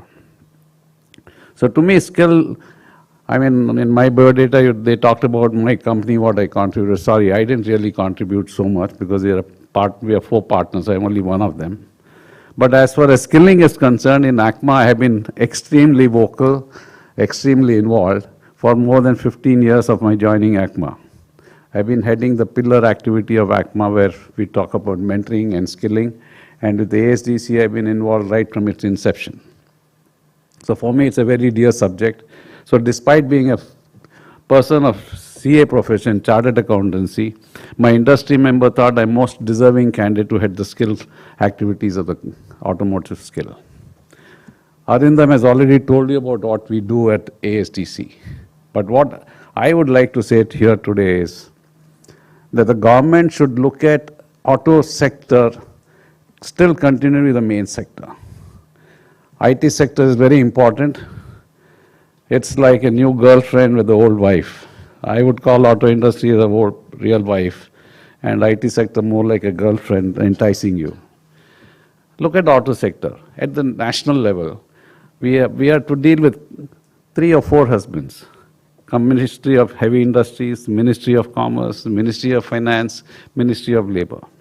Look at IT industry. Just one boyfriend. IT ministry. So he understands it very well, the needs of his girlfriend, but our 4 husbands can't understand or work together to create our common interest. Look at our state level. It is Ministry of Industries, which has got across all industries. But again, industry has labor separate, education separate, skilling separate. So what's really happening today in our country is that despite the fact that auto industry, which started in 1981 with Maruti coming in 84, 85, less than 40 years, today we are one of the global players. On engine imports, we are the biggest importers or exporters of engine. 35% of auto industry exports are exported out. Companies like us are moving out and setting up plants across, or buying plants across. All has happened in 40 years, despite all this. So imagine a situation that government creates a separate ministry of auto sector, which provides 8 to 10% of the GDP. It's not a small contribution, and with the potential to go up to 15%. Because a lot of issues that auto industry cannot do today is because of certain limitations. Let me give you one example. Labor laws, for example. Most misused law in the country. Neither employees are happy nor employers are happy. Today, why is the contract labor mushrooming across? And government is turning a blind eye. Not following the rules, they don't question. The reason being that having a permanent employment, not having a right to see that choose that inefficient people do not continue. Our environment is created, inefficiency does not creep in, is not done. So you take contract employees. And government realizes this, and therefore they don't question you on breaking the law. But imagine all these, one single ministry understands the requirement of the industry, provides that ecosystem, changes the law, which is a win-win situation for all. I would say auto industry would do far, far better. Today we are in a crux of a situation where a person like me does not know what should I do. Should I continue to invest in EV vehicles, which government wants it by 2030, 2035, and say IC engines are going to be out?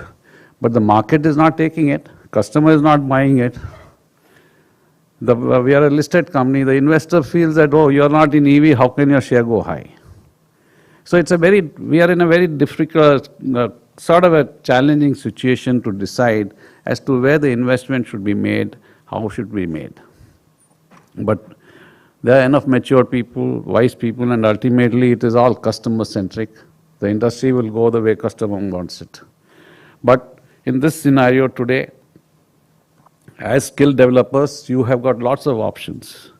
With the old technology continuing, the new technology is coming in, be it EV, now hydrogen is more talked about, alternative fuel is more talked about. All these are going to come in, and all these would require skills.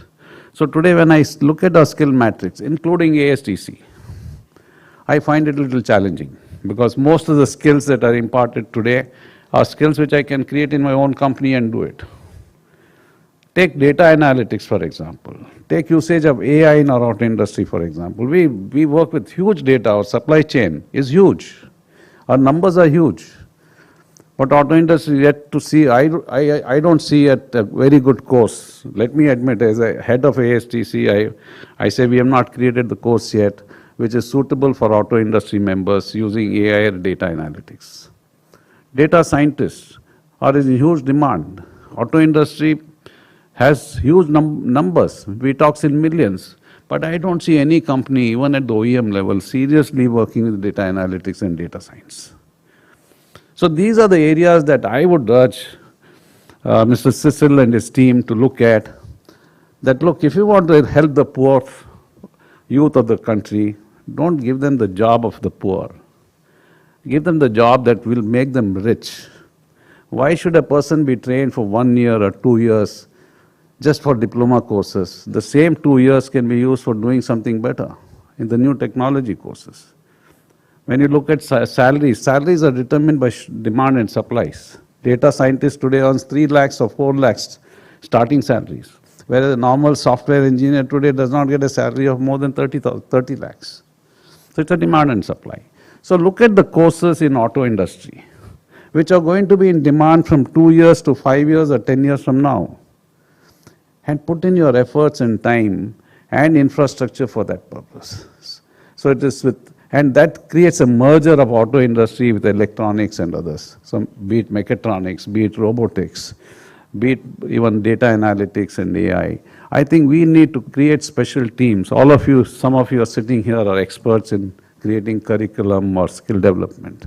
Please look at it seriously as to how do you bring in data analytics, AI created modules, and create curriculum which will not only help the youth, but it brings the auto industry at the global level.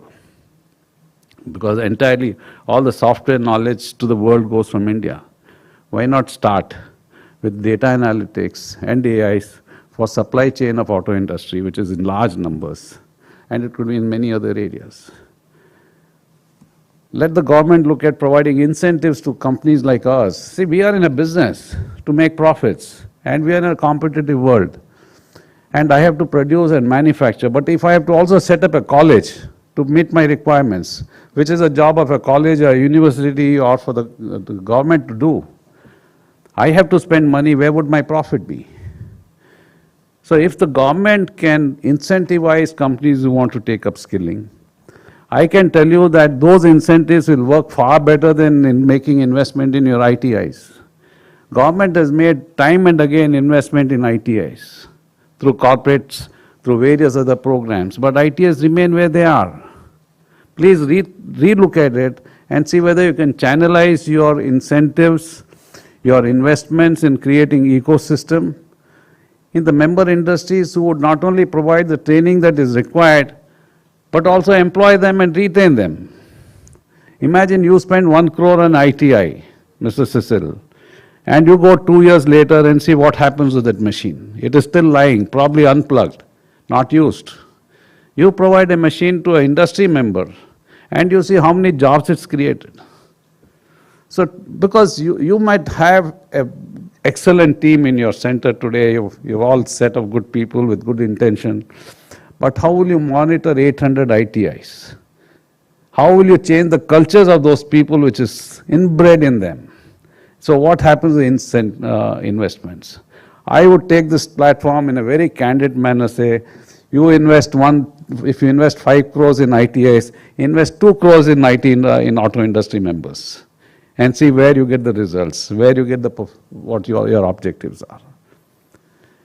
When I start a company or I invest, I have 10 or 20 rupees, 80 rupees comes from bank and other investors. All I'm asking the government is look at the industry member, invest at 10 or 20% initial capital, and then allow them to use that and bring in the rest. They will bring it in. Industry members are willing to contribute. Today, if you saw the list of members who are investing in through their CSR funds, they are willing to work with the government. But the uncertainty of the government, there's a good person sitting here today. What happens if he moves out, someone else comes with lack of interest? It becomes difficult. I know the history of this very platform that we are talking today is almost 6 years old that I first spoke to about this. It's taken almost 6 years for the realization to happen. We don't have that kind of money to risk it with the government. But if there's a good platform that can work, industry is willing to invest, be it through CSR, be it otherwise. All I would say is take us as partners in your investment, in your skilling efforts. Put in little money with us as well, and you will see a dramatic difference in your objectives being achieved. It will be much, much faster and more realistic and useful for the country and for our own industry. We will become more globally competitive. We'll probably do more business globally and bring in more taxes to the government. So this is what I would like to say is, let's look at skill very differently. Let industry member look at operators can be trained in their own companies. Like in my company today, we work with about 30 government schools. And what we do is we have a program called 100% pass 100% college or vocational training. So whoever does not want to go further to the college, we provide them industrial training in our own company through this ASTC course. And in 7 years, we have employed more than 2,000 people. And we have employed them, kept them for 3 years, and then with the certification from ASTC, they have moved on. So that can be done. For this, some incentives from the government would definitely help. Today, we don't get any incentive for doing this. But I have to put in additional cost for training centers, putting up trainers, getting outside trainers. This is going out of my profits, which I would not have incurred if government were to do it or college were to do it. Let institutions like this look at the middle level of engineers to train them with new technologies. Bring in people from low strata of the society. Instead of giving them ITI trained courses, give them higher courses. And higher than that, let work with the government, universities and colleges, and let them provide a higher level of courses. And that will create the whole ecosystem of training, which would be very useful. Bring in the poor youth of the country at better jobs, rather than at the lower end of the strata. As an ASDC, I can vouch that from the last 10 years, we have done a remarkable difference to the sector of auto sector. We've got so many franchisees, we have signed up with many colleges, we have created 145 plus industry-related courses, of which 19 or 20 are online courses which are freely available. I have personally in 1 year met 5 to 7 colleges, trying to bring in those colleges to bring in, these are all private universities they can easily adopt our courses. They are already taken, like for example, PS college that we are working with. The college management agreed that we don't want students to look at more than 40% from the regular curriculum. Rest 60%, they would like to get the student getting credits by optional courses and other activities. Internship. Today, colleges like this are willing to provide internship for 1 year in an industry. So these are some of the good practices which are already being worked out by ASDC with various private universities. I would only request that this platform be used to bring in the industry voice to the government. This would be an excellent platform, which would also help the objective of this platform to bring in youth to the better sector of our country, that is auto sector. Thank you very much.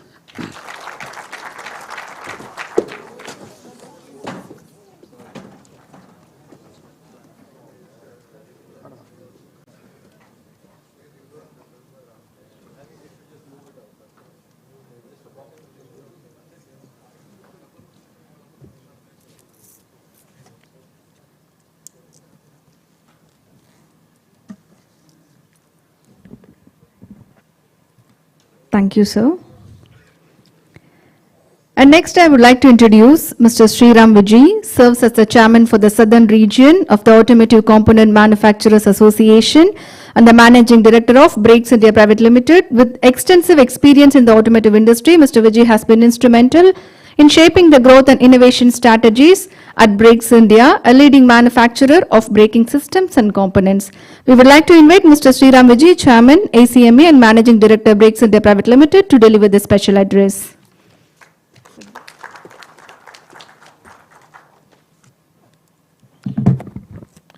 Thank you very much.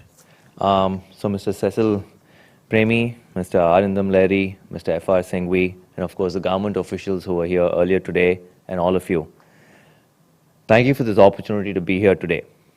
Today marks a significant milestone in our journey towards skilling and thriving in the automotive sector in Tamil Nadu, as we formalize our partnership with the Tamil Nadu government. It's a significant step in advancing skills and expertise within the automotive sector, as Mr. Singhvi said, a cornerstone of our industrial future. It's an honor to address you today and discuss bridging the skill gap in the automotive sector with all of you. Today's signing of the MOU between ACMA and the TN Auto Skills marks a pivotal moment in our journey towards addressing this critical challenge.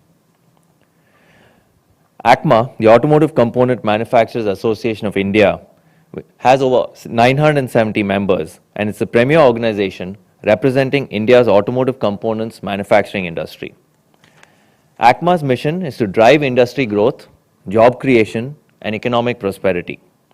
ACMA supports its members through an expanding network, offering valuable resources, industry insights, and collaboration opportunities. The organization is also instrumental in shaping policies and regulations that foster sustainable and inclusive growth. ACMA contributes to manufacturing excellence through skills training, mentoring programs, and initiatives like asset turnover improvement, uptime improvement, zero defect quality, and sustainable manufacturing. The need for skills development has been apparent. The automotive industry is undergoing a seismic shift.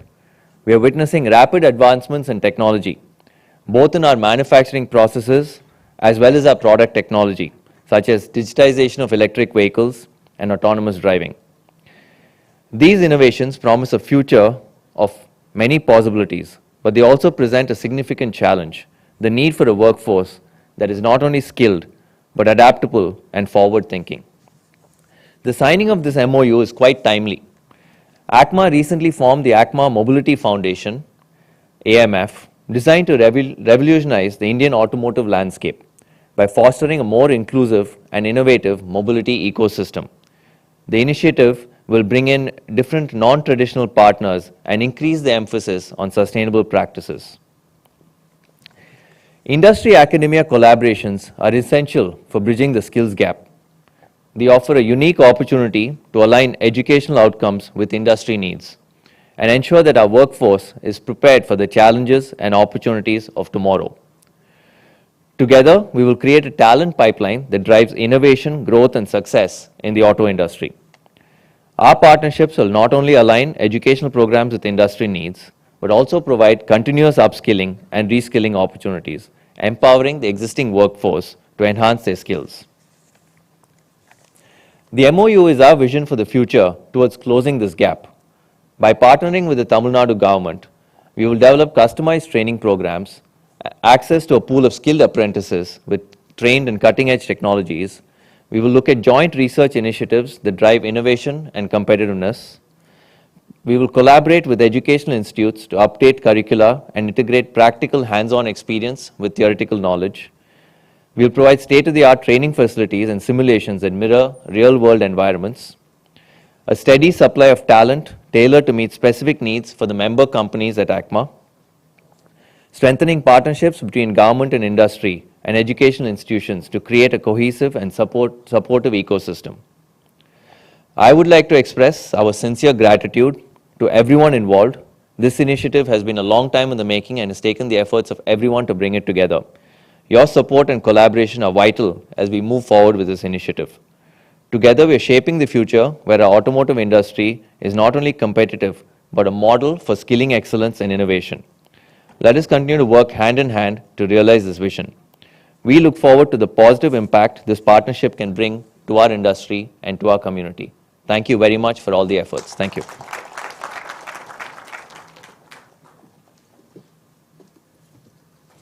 Thank you, sir.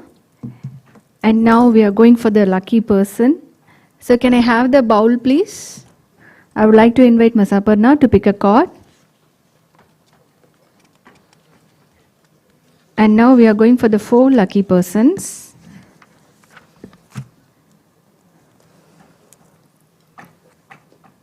You just come on to the stage, Ms. Aparna.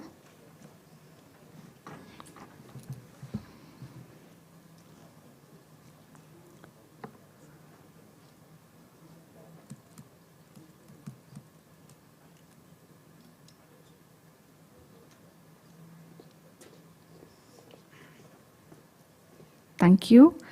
And now the first lucky person from Renault Nissan Automotive India Private Limited, Human Resources Director, Mr. Dushyant Kumar. So please welcome, sir. Oh, he has left. So can I have the another card?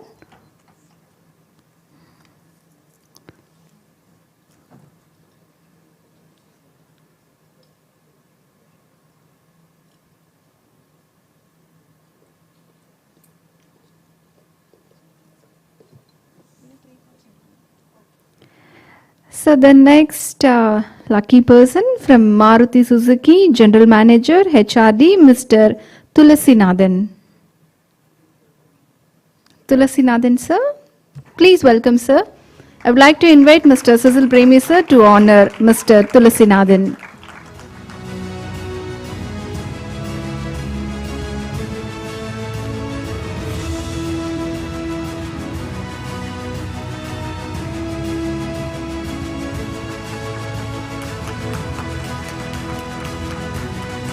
So can we have the applause?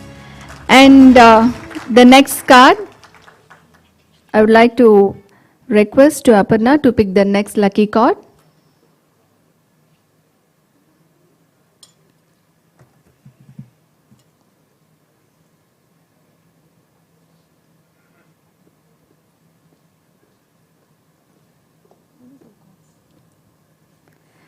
And the next lucky person from Rapti, Chief Business Officer, Mr. Jaya Pradeep.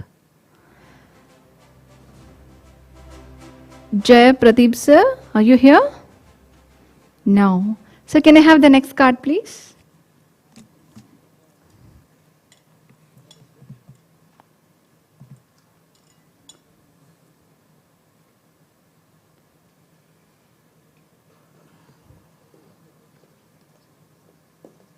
So she has taken 2 cards, sir.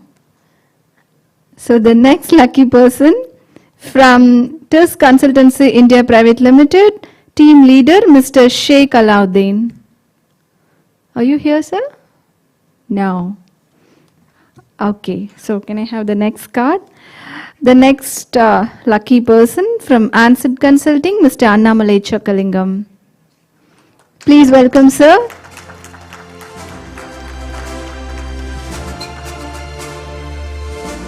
Can I have the next 2 cards So I would like to invite Mr. Cecil Premi to honor Mr. Annamalai Chokkalingam.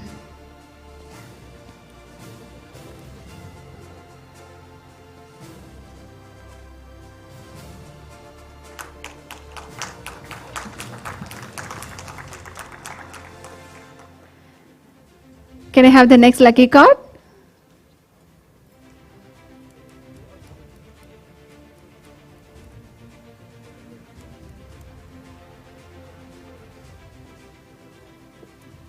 Okay, the next lucky person from Lucas Indian Service Limited, President Mr. Raghavan.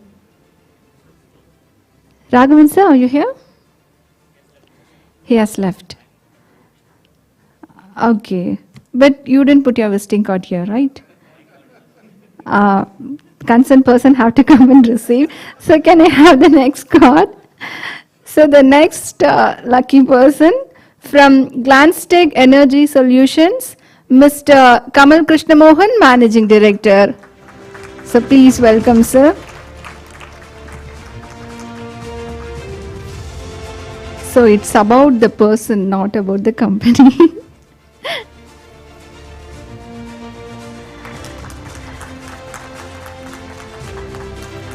So the final luckiest person from Tamil Nadu Epic Skill Development Center for Healthcare, Managing Director, Dr. Sanju Thomas Abraham. Okay, so the final card, the next card.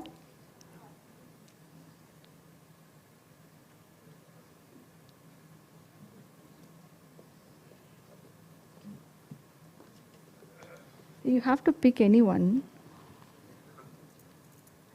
Okay, the final luckiest person. This consultancy Managing Director, Mr. Mohammed Fauzuddin. Mr. Mohammed Fauzan? No? Next. And Mobility Next Founder and CEO, Mr. Venkatraj. So please welcome, sir. And two lucky prizes. One is the exchange of MOU for the Mobility Next. And the another one is special gift.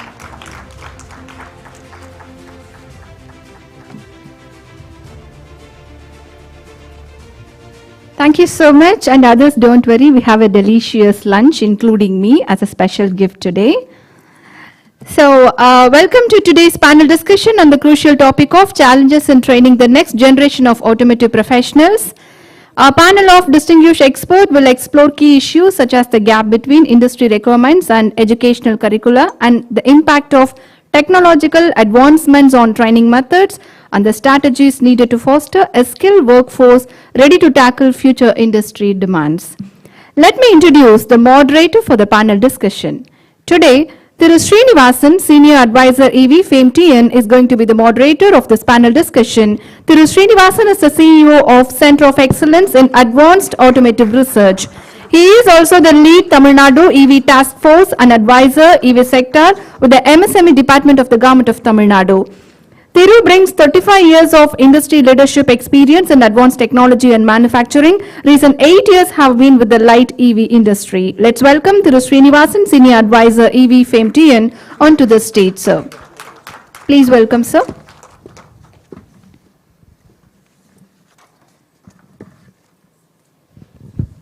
And next, I would like to invite the panelist.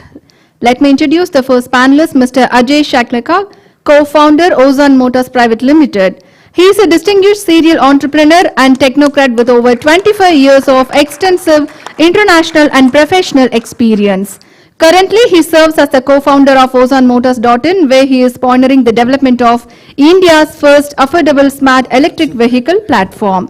Let's welcome Mr. Ajay Shakleka onto the stage. And next, I would like to introduce Mr. Supratish. He is a Senior Program Associate in the Climate Program at WRI India, contributing to initiatives focused on enhancing skill and capabilities in the automotive MSME sector. Let's welcome Mr. Supratish onto the stage. And let me introduce Mr. Venkatraj, Founder CEO, Mobility Next. He is the founder and CEO of Mobility Next, a mobility startup in Chennai that is into EV training and mobility consulting.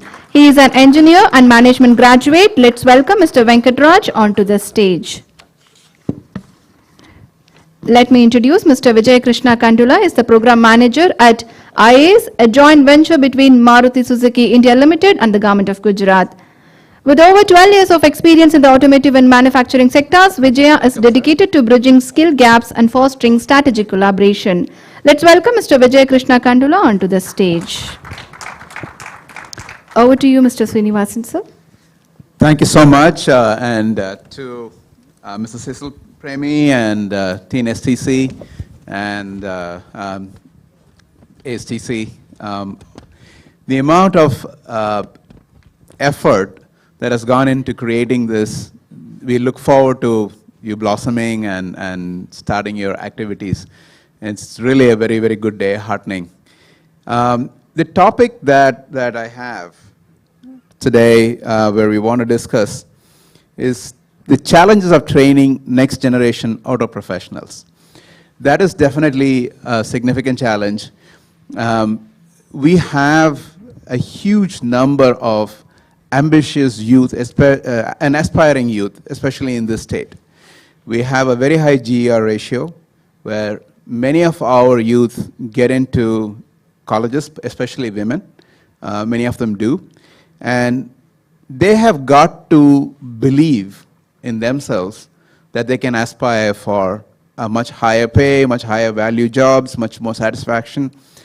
And we know that there are challenges there, right? You can blame it on the IT industry or anything, but we certainly have set a certain expectation for them. So it is our job to be able to create very high value positions for them, train them for them, and not only train them, provide them the jobs, and ensure that they thrive. Otherwise, we'll have a different problem on our hands. It's an imperative. It's not a choice, right? But we can complain about the quality of our institutions, things are stuck in the past, but I think what are we going to do about them? And so definitely the auto skills is a very, very important effort in that. The Tamil Nadu Electric Vehicle Task Force has been working on how many professionals do we need to achieve the 40 billion plus 23 billion, $63 billion industry that we're trying to create in the state. We run a rough estimate of 35 lakh jobs that needs to be created, out of which at least 10% of them are going to be very high value jobs. And others need to be also reasonably valued jobs in there. And that's what we want to create. So let me first ask Ajesh. Ajesh is creating jobs, is creating very high value jobs in creating very high value vehicles. And let's hear from him on what he thinks, the challenges that he's facing, and where he thinks we can help. Thank you, sir. I have two ventures and I advise a lot of EV startups. So I'll tell you a holistic approach. When we manufacture a vehicle, and I have an AI tech startup as well in the automotive for the mobility, for AI in mobility as well as ADAS. Like Mr. Singhvi said earlier, that there has to be a little bit of high-paying jobs and things like that for people to be able to earn more. But I come from a perspective that if I take holistic like India, then means you have it's a diaspora of multiple people in different sectors of the value chain. So you have people who are okay even to make 25,000 rupees because they don't have any other thing to do. And there are people who can get highly skilled and able to skill themselves well to even make the 3.5, 4 lakhs for an AI. So I think that is what the pure benefit of being in the auto industry, like how you mentioned. It's one of the oldest industry. It is one of the highest consumer of job availability as well, and can give so much of jobs. So I think that is where we have to look at is skilling for each level. I had earlier even attended one of the events and we had mentioned about it, and also I was mentioning to Cecil sir earlier that we should have for even from 10th to pass out, we should have some job for them. That doesn't mean it only has to be entry level. He can even do AI. I can tell you that if a person has interest, he can do whatever he wants. Even mechanical engineers can make about 3-4 lakhs. So there are a lot of opportunities in this space. We can train them accordingly, give them programs. I was also mentioning that most of this program should be online. That's a big, digital is one of the biggest advantage of a lot of them to learn it, and then you have centers for them to go and finish the training. So this ramps it up much faster. Instead of spending 1 year, you can do things in 2 months and 3 months and 4 months. This is something we have already tried to do it, not that it's new. It's been done with the diploma, most of the diploma and ITIs earlier when I was young. I'll tell about 20 years back, a diploma was a big thing. You can't go to a college, so diploma. I knew, I was in the auto industry at that time also, and I could see that people could come out of 6 months out of a diploma program and actually get a job in Hyundai. And I've seen this literally happen when Hyundai came into India, the number of jobs they created and number of people they absorbed in that. What I see over here is missing is the training element and R&D in most of the auto sector. Unfortunately, that is also what's been factor of given, because most of our auto industry are not creators. They never created anything. They always only took something from abroad and assembled it and just gave it. So the creator mentality is what has to come with most of the auto industry today, is we have to redefine ourselves. We have to recreate, just like how we say startup, learn, unlearn and learn. I think that is where the mindset has to change. Is if I work with global companies in the US, there is a lot of budget for R&D and training, and that's something you have to give, because as you mentioned, Sir Singhvi sir, you are helping with your people to get trained, but then when you come to cost, we should not go to the government. You have a budget for a training. We have a CSR budget, we have to put a training budget, we have to put an R&D budget, and that's where most of the industrialists have to come, is a training budget has to be there for them to train according to their requirements. The person coming from outside can only come with the base training. He can know how to use a air pump, he can know how to use a desktop or a technology or Microsoft or even a spanner and other things. But for your equipments, for your machines, for your cars, for your automotive, what you're building is always unique, and they need to be trained accordingly. I think very well said. I think one of the things, you can't create value if you're not utilizing the innovativeness of the person. If they are not able to create things, there's only so much value they are going to be able to create if they're just following an existing process and doing it day in and day out. So if you want to create more value, we definitely need to do more innovation, more R&D, more incentives. And I was very fortunate to work for 3M company in my very first job. And there is a certain element when you allow people to try things out and you help them.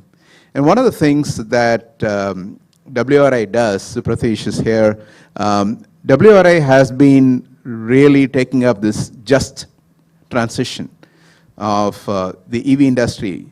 We talk about EV, we talk about creating jobs, creating talent, but what about the people who are going to be impacted by the transition? How do we retrain? And there's a lot of talk about helping college students. That's important. But there's also a huge number of people who are already employed out there who are very good, they understand the industry, they have a lot of good skills, but they need retraining for these newer areas. So Pratish, can you talk about what WRI aspires to do and how you go about doing this? Thank you, Mr. Thiru. Hi everyone, very good afternoon. So you all might be wondering, some of you might know WRI India. We are a global non-profit research organization working in the space of climate change. And why are we here? Why are we in the training space or skilling space? As Mr. Thiru rightly put it out, we are in a watershed moment. We all know that. From morning we have been hearing from so many of us that the automotive sector is transitioning in an extremely rapid manner, unlike it has been in the last few decades.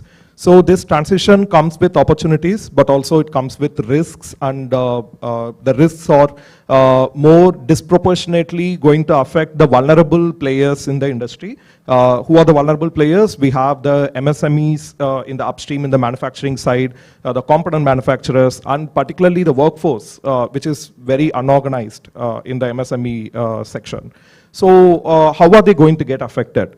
And how do we support them so that they are not left out in this transition? While there are a lot of opportunities to be grabbed, if the MSMEs are not aware of these kind of opportunities and the workforce is not trained enough to grab these opportunities and contribute to the EV manufacturing ecosystem, then it's not really an equitable transition to EV manufacturing, right? So that is why WRA India has been engaging in this space for the last 3 to 4 years, we can say.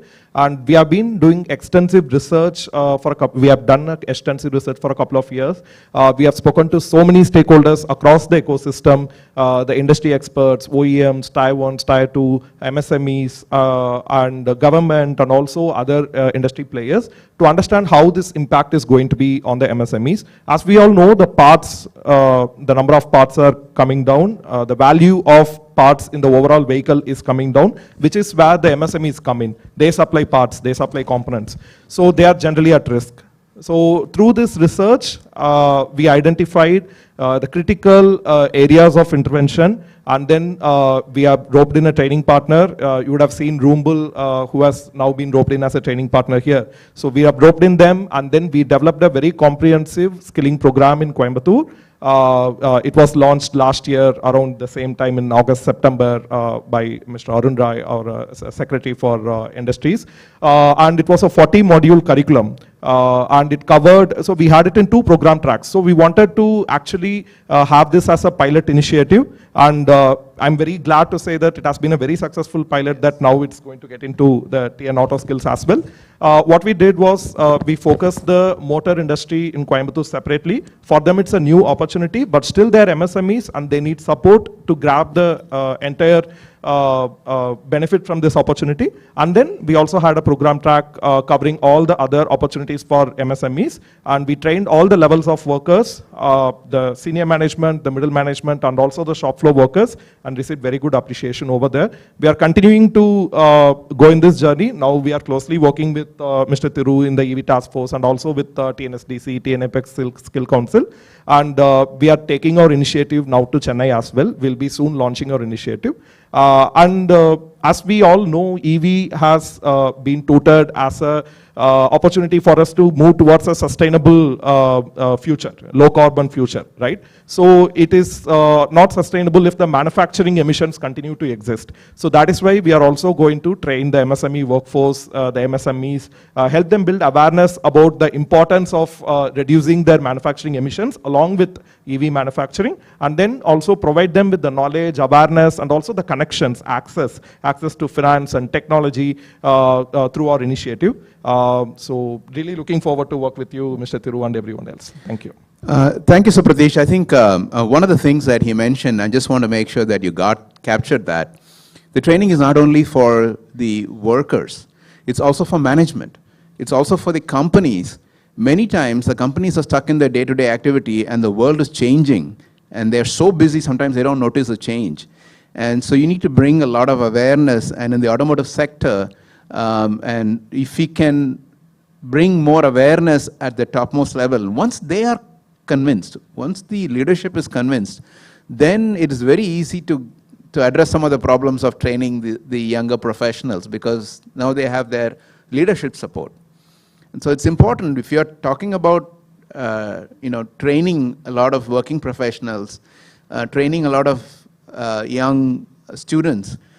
So we need to make sure that our industry, our institutions, our college principals, the parents are all made aware. Don't try to push them all into IT.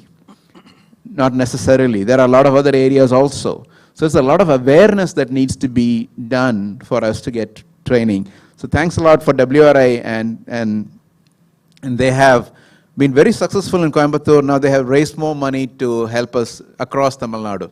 And that's a big success for us.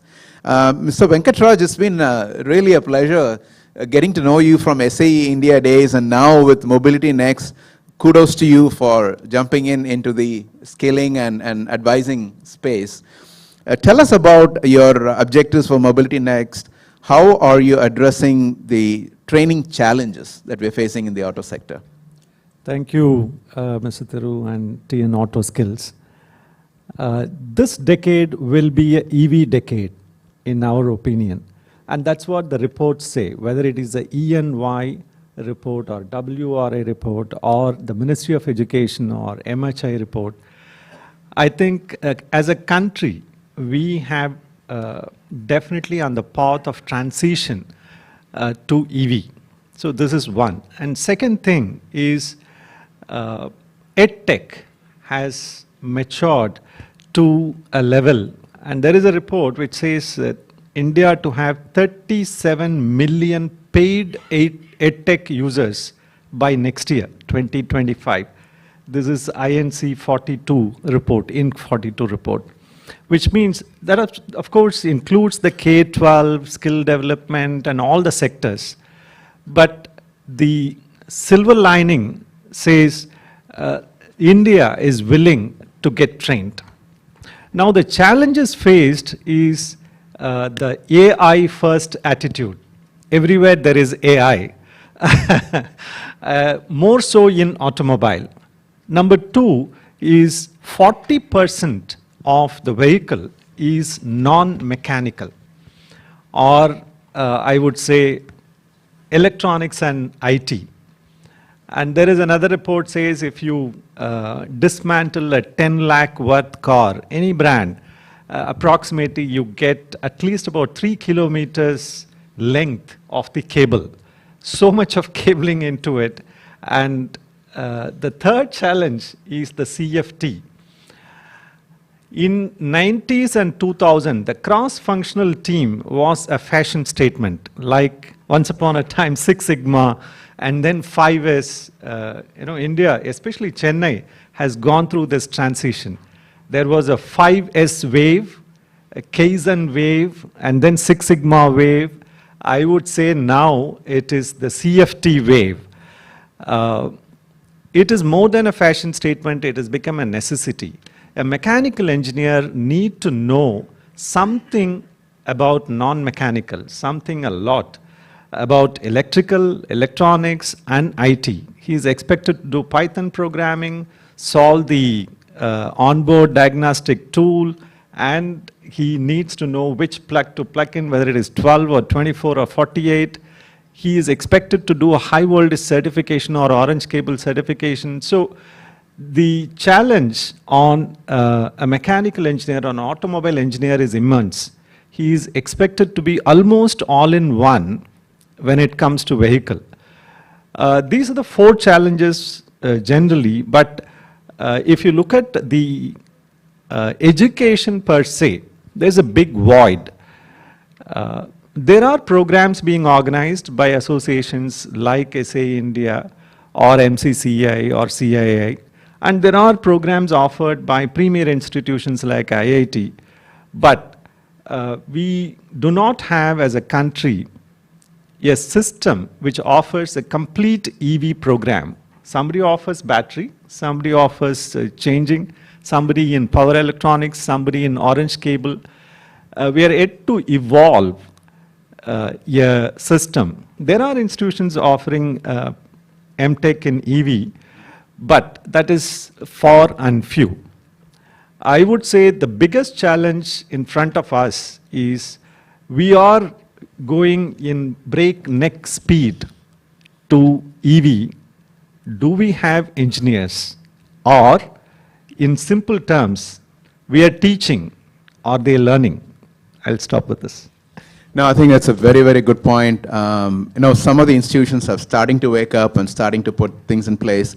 The flexibility of taking courses, you can join mechanical engineering but take a lot of electrical engineering courses and other things is starting to happen. IITs are doing that, other institutions doing that. Anna University is reforming, which is very, very heartening. We work with Anna University as part of the EV task force.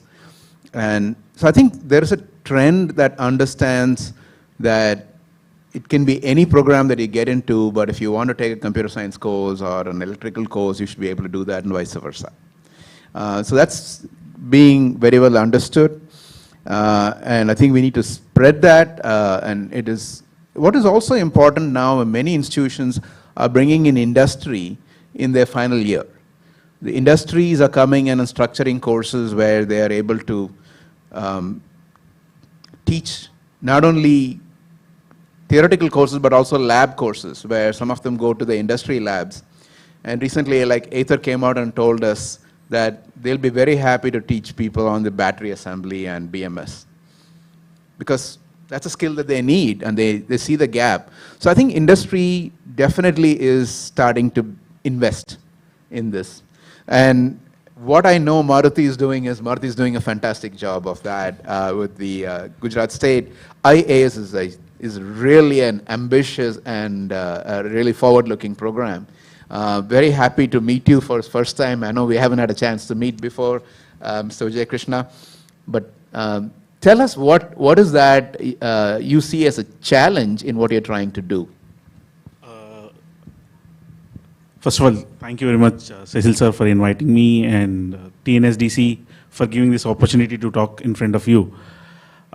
Being a guy who has set up IAS and now running it for almost close to 3 years now, I can talk about the exact topic challenges, what I actually face on a day-to-day basis. The first and foremost thing is, sir, people have been talking about EV sector.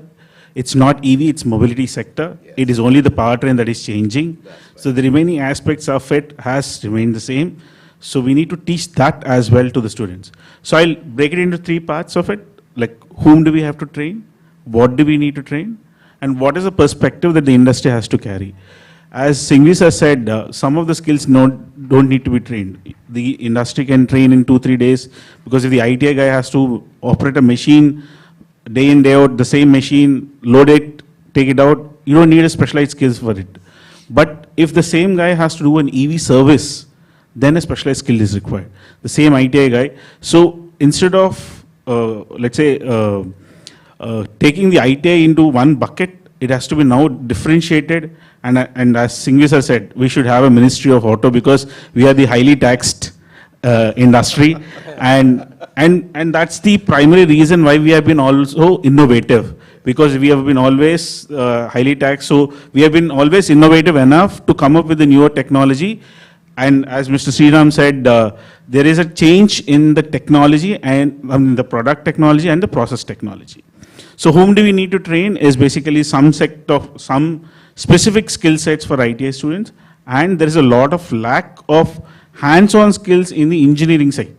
The diploma in engineering side, there's a lack of, if I ask him to, as sir said, if I ask an engineering guy to bring in a ring spanner, he would first understand, he needs to understand what is a ring spanner. They would have seen a spanner with open spanner, but ring spanner would. And if I mean, we have done it ourselves for in the industry, where we run a competency-based assessment for industry, where we put in a boring tool, tapping tool, and a drilling tool, and we ask them to identify which one is what. That's it. We tell them also these are the 3 things, but they will not be able to identify, because they have learned about the rake angle, relief angle, and all of those angles related to the tool, but never seen the tool in the first place. So whom do we need to train is basically there is, and as sir said, very few people actually come to the engineering side or ITI or diploma side. There is a huge amount of people who are not coming into the engineering side. So they also, alternate engineering or alternate streams of education also have to be looked in for the education for this automotive ecosystem. Second most important thing is what needs to be trained. As I said, one industry can be set up in 18 months. I mean, from start, if the land is available, you can put in a shed, bring in machines, and as I said, like you give them 2 crores, they will be more productive than the institution. So it takes 18 months, but for an engineer to come out, it takes 4 years. So there is a basic gap between like 24 months and obviously 48 months and 18 months. There's a 30 months gap between the industry coming out and the engineer coming out. So what we need to look at is modular structures. I mean, the engineering ecosystem or the BSc or the BA and everything, it had started from the education ecosystem from the British Raj area, where they needed clerks, so they created a BA. Now, after that, we needed engineers, so we created BE. But now, the speed at which the technology is changing, we don't need BEs, but modular structures. For that, we normally run, let's say, as ASDC is also running a 60 hours, 2 credit course, modular structure, that is the need of the hour.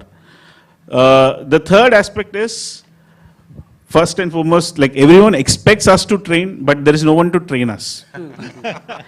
The most crucial element of running an institution like this for me was to get the trainers. If I get an electrical guy, the electrical guy doesn't know about automotive. If I get an automotive guy, he has least knowledge about electronics or, for example, the power electronics of it.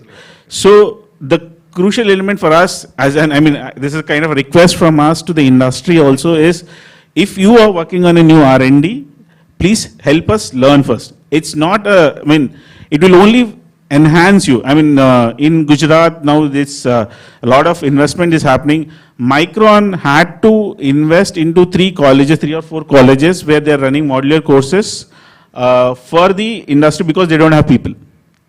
Right? So it's the same thing that has to come in, like whenever you're coming up with a new invention, first train us so that your job gets easier.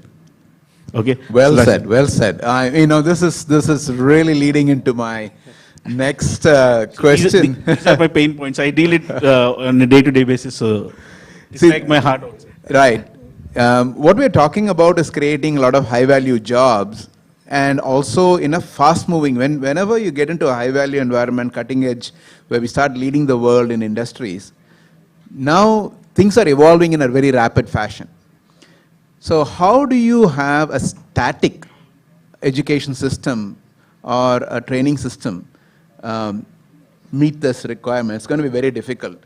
So there are 2 elements that I want to talk about. One, like you said, and what Ajesh also said earlier, is how do we have companies invest in training, invest in skilling as part of their R&D, right? There is an R&D and there should also be doing skilling as a, bring a lot of interns and things like that. The other thing is how do they train their own people on an ongoing basis? If they brought in somebody as somebody on the line, are they going to give them an opportunity to become a technician? And if there's a technician, are they going to have an opportunity to become an engineer? If they're an engineer, are they going to have an opportunity to get into their R&D and start creating things? Ongoing learning on a continuous basis. So I'm going to have those 2 in front of you. One, how do we help train the general population? And second, how do you train your own people as industries? I'll start you with Ajesh again. Yeah, thank you, sir. I think I understand his pain because we have gone through it, and I've gone through it in 2 ways in our own manufacturing as well as when I advise or play a consultant role for some big companies. And there's the 2 big manufacturers in India I worked with in the AI as well as in the car space, electric. And the best part I went is we had a big meeting, and my team went, later I went, and the top management came and asked for, I want X, Y, Z in the EV because we are going to release a car in next 1.5 years and all that stuff. We need all these things. But the best part is they don't have what they need. They don't even know what they are buying. They are getting EV from somewhere else and assembling, so they don't have a team. What they have done is they just shuffled people around from different departments and put it. Okay? Now when I went to the manufacturing place and saw, see, Indians manufacturing, we are specifically talking about the auto industry. It's a line batch production. Okay?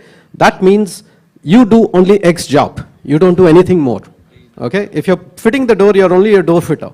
If you're fitting your equipment, your dashboard, you're only a dashboard fitter. If you're putting a seats, you're only seats, yeah? And engine. The most qualified, at least technically, people and a little bit more engineering are people who are working on the ECUs and in the engine bay of the car. Rest are not. But now when it comes to EV, it's pretty much everywhere connected. You have sensors going around the car. So you have a sensors in the brakes, you have sensors in the motors, you have a sensor in the battery, you have sensors, even we have about 30 odd sensors, including the suspensions, ride comfort and all that in our car. So when I talk about this, pretty much the top management doesn't understand. So that means what happens is when you're going to train the people, if you train them not in the holistic of the car, it doesn't make sense. Because they have to know that there is sensors, so they have to know a little bit of technology on it. They don't need to understand, but they need to know how to use the test equipments to test these things, how to read the reports that come out of it. These are basic things you have to teach them. So looking at this, what we did is, obviously I'm a big fan of India to be big, right? And EV also, and not only EV, anything clean energy. So what we said is after 1.5 years, we just said 6 months back, me and my partner decided like, let's just open a platform. We will give a platform because the problem in India is now we are buying something from China and other places where you don't have any control on the technology of it. You only know the superficial part of it, but not the intricacies. Many of them don't have the basic files that are needed to be read by the camport. And we have OBDs from before where we used to read. I'll tell you a small example. When I moved back from India to India in 2009, we had multiple dealerships. We had a Mitsubishi. So I wanted to retune the car, and we didn't have the equipment, nor did Mitsubishi. So I imported a OBD scanner from abroad and did it. And this reduced our entire time for all our vehicles to be done by about 30-40%, because you put the OBD scanner and you know exactly what the problem in the car is. And now the technicians knows what to do, what parts to order and everything. So similar kind what we said is let us open up our tech, we will give it to all the institutions or anyone wants to build a car. We will create people who want to work, people who can become an entrepreneur. We will give you the training, we will give you the module, you can come and learn from us also. And then this is again, you will learn the holistic of the vehicle. You will not just learn one module, you learn holistic and then you can concentrate on the module that you are interested in. That is where you can scale people faster. And we also have people like CEO of Stellantis from abroad, from US came in, Toyota CEO from abroad came in to see it, the tech part of it, the smart card part of it and all. And they are baffled by what we have done. But when we have people from here come in, they don't understand, they just see the car, that's it. They just want to see the interior, the doors and all that stuff, not understand more on the tech. So I think that piece has to be somewhere corrected and probably added up in our module right there. I think that's good. I think, but like you said, opening up and sharing brings back a lot more in return in the long run, and I think fantastic that you're doing that. Add one part to it. While we are talking only EV, we think about only cars. I'll tell you, we have about 40-50 designs that are being made. And I like to design. So from the agriculture, from your cargo, from small scale industry, from big scale industry, you can create plethora of different vehicles. All might be in the same platform, but only thing is the tech could be a little bit upgraded and you can have autonomous added to it. And that's where I think big engineering advantage or our skill sets will come, because we are great as engineers. If AI takes up in rest of the world, I think we will still have a lot of work for our engineers to work, because beyond AI, there's a lot of engineering work that can happen as well. Back to you, Supratish. The idea of how industry can help in the skilling aspects, especially their own people and also the pool of people. Okay, so I think Mr. Vijay already spoke about it. Right. Like the industry partnerships are very, very important. That's what TNAPEX Skill Development Council and TNSDC also is very much pushing for, asking everyone to come forward, share where the gap is actually, and also be a part of filling that gap, right? So I would very much agree that it's very imperative and very important. We are also doing that. We are closely working with Ashok Leyland and also other OEMs. We are trying to closely work with them in two ways. Like one is that they can tell us the gap where it exists and also help us fill that gap. That's always there. But another thing is also like push the supply chain partners, the MSMEs to seek the benefits wherever it's available, learn and also equip themselves. So that's also something we have been doing. So in terms of what else can we do, we need more initiative to come from the MSME associations. I would like to strongly register that here if some of us are from the MSME associations. Apart from Tamil Nadu, we have been working in Gujarat and Maharashtra as well. And one example I would like to share from Maharashtra. There is a big community. I'm not sure if it is only Maharashtra or if it's all over India community. It's called Teach and Learn. So basically, a lot of MSMEs are there, and the idea is that everyone should also teach to the other members of that community and also learn from the members of the community, and they work in a very goal-oriented manner. Today's MSMEs are going to be tomorrow's larger enterprises. Like all the large enterprises today we have, they started as MSMEs. So definitely they have that fire within, and they would want to grow. But how can they grow is to learn from each other.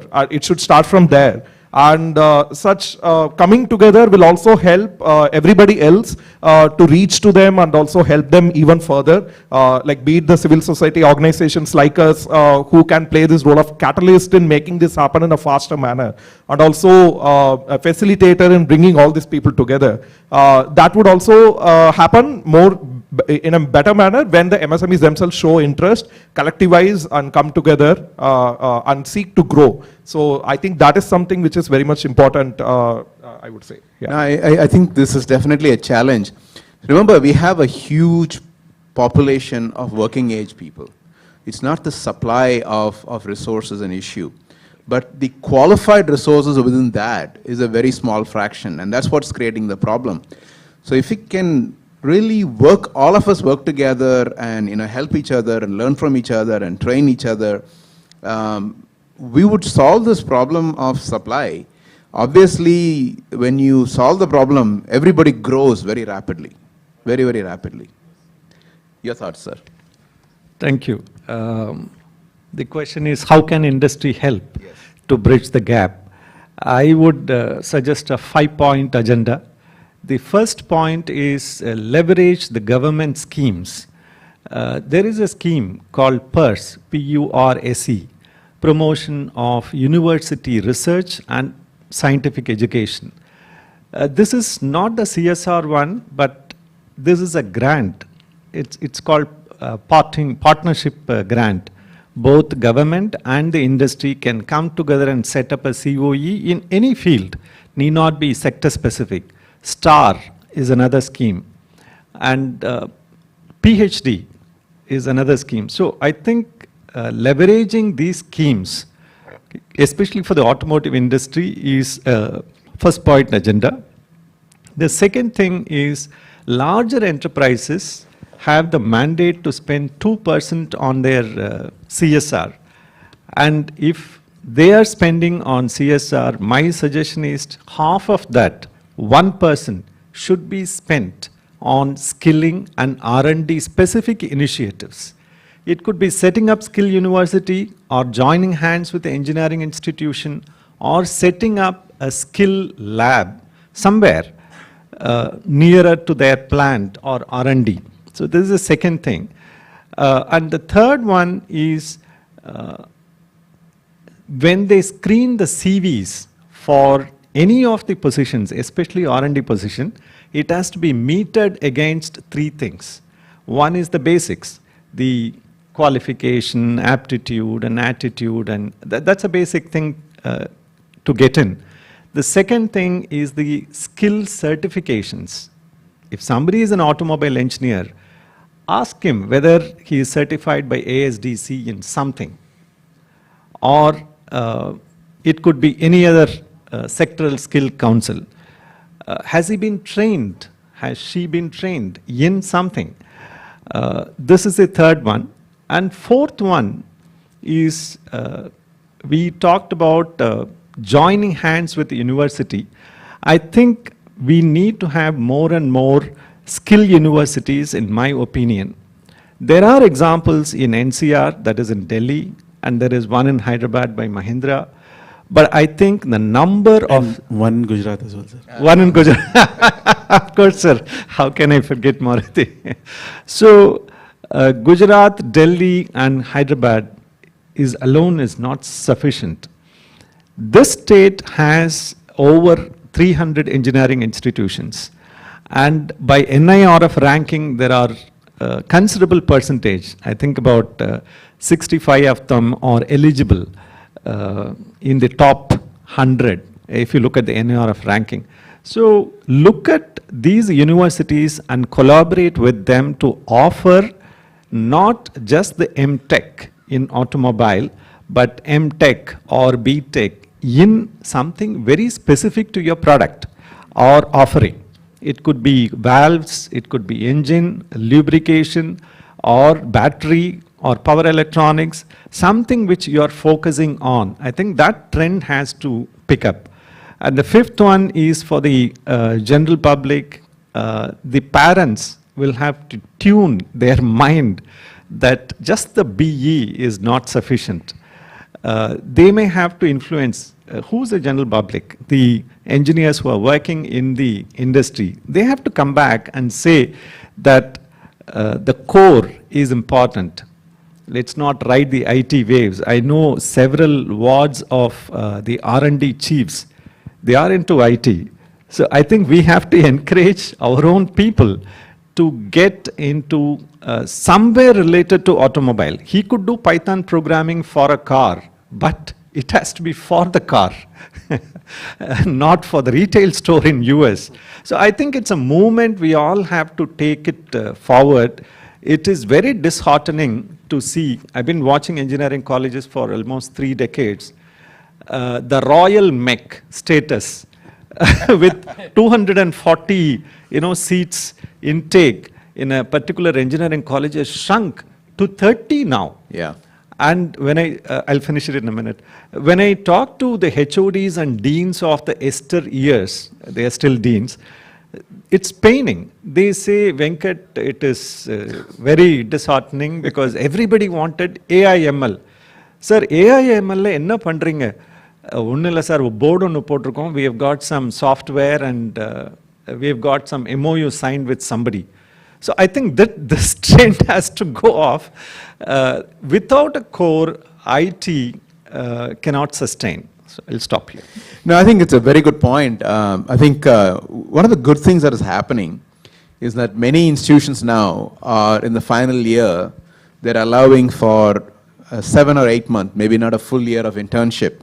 They're allowing that and making sure that their project is from an industry actual problem project.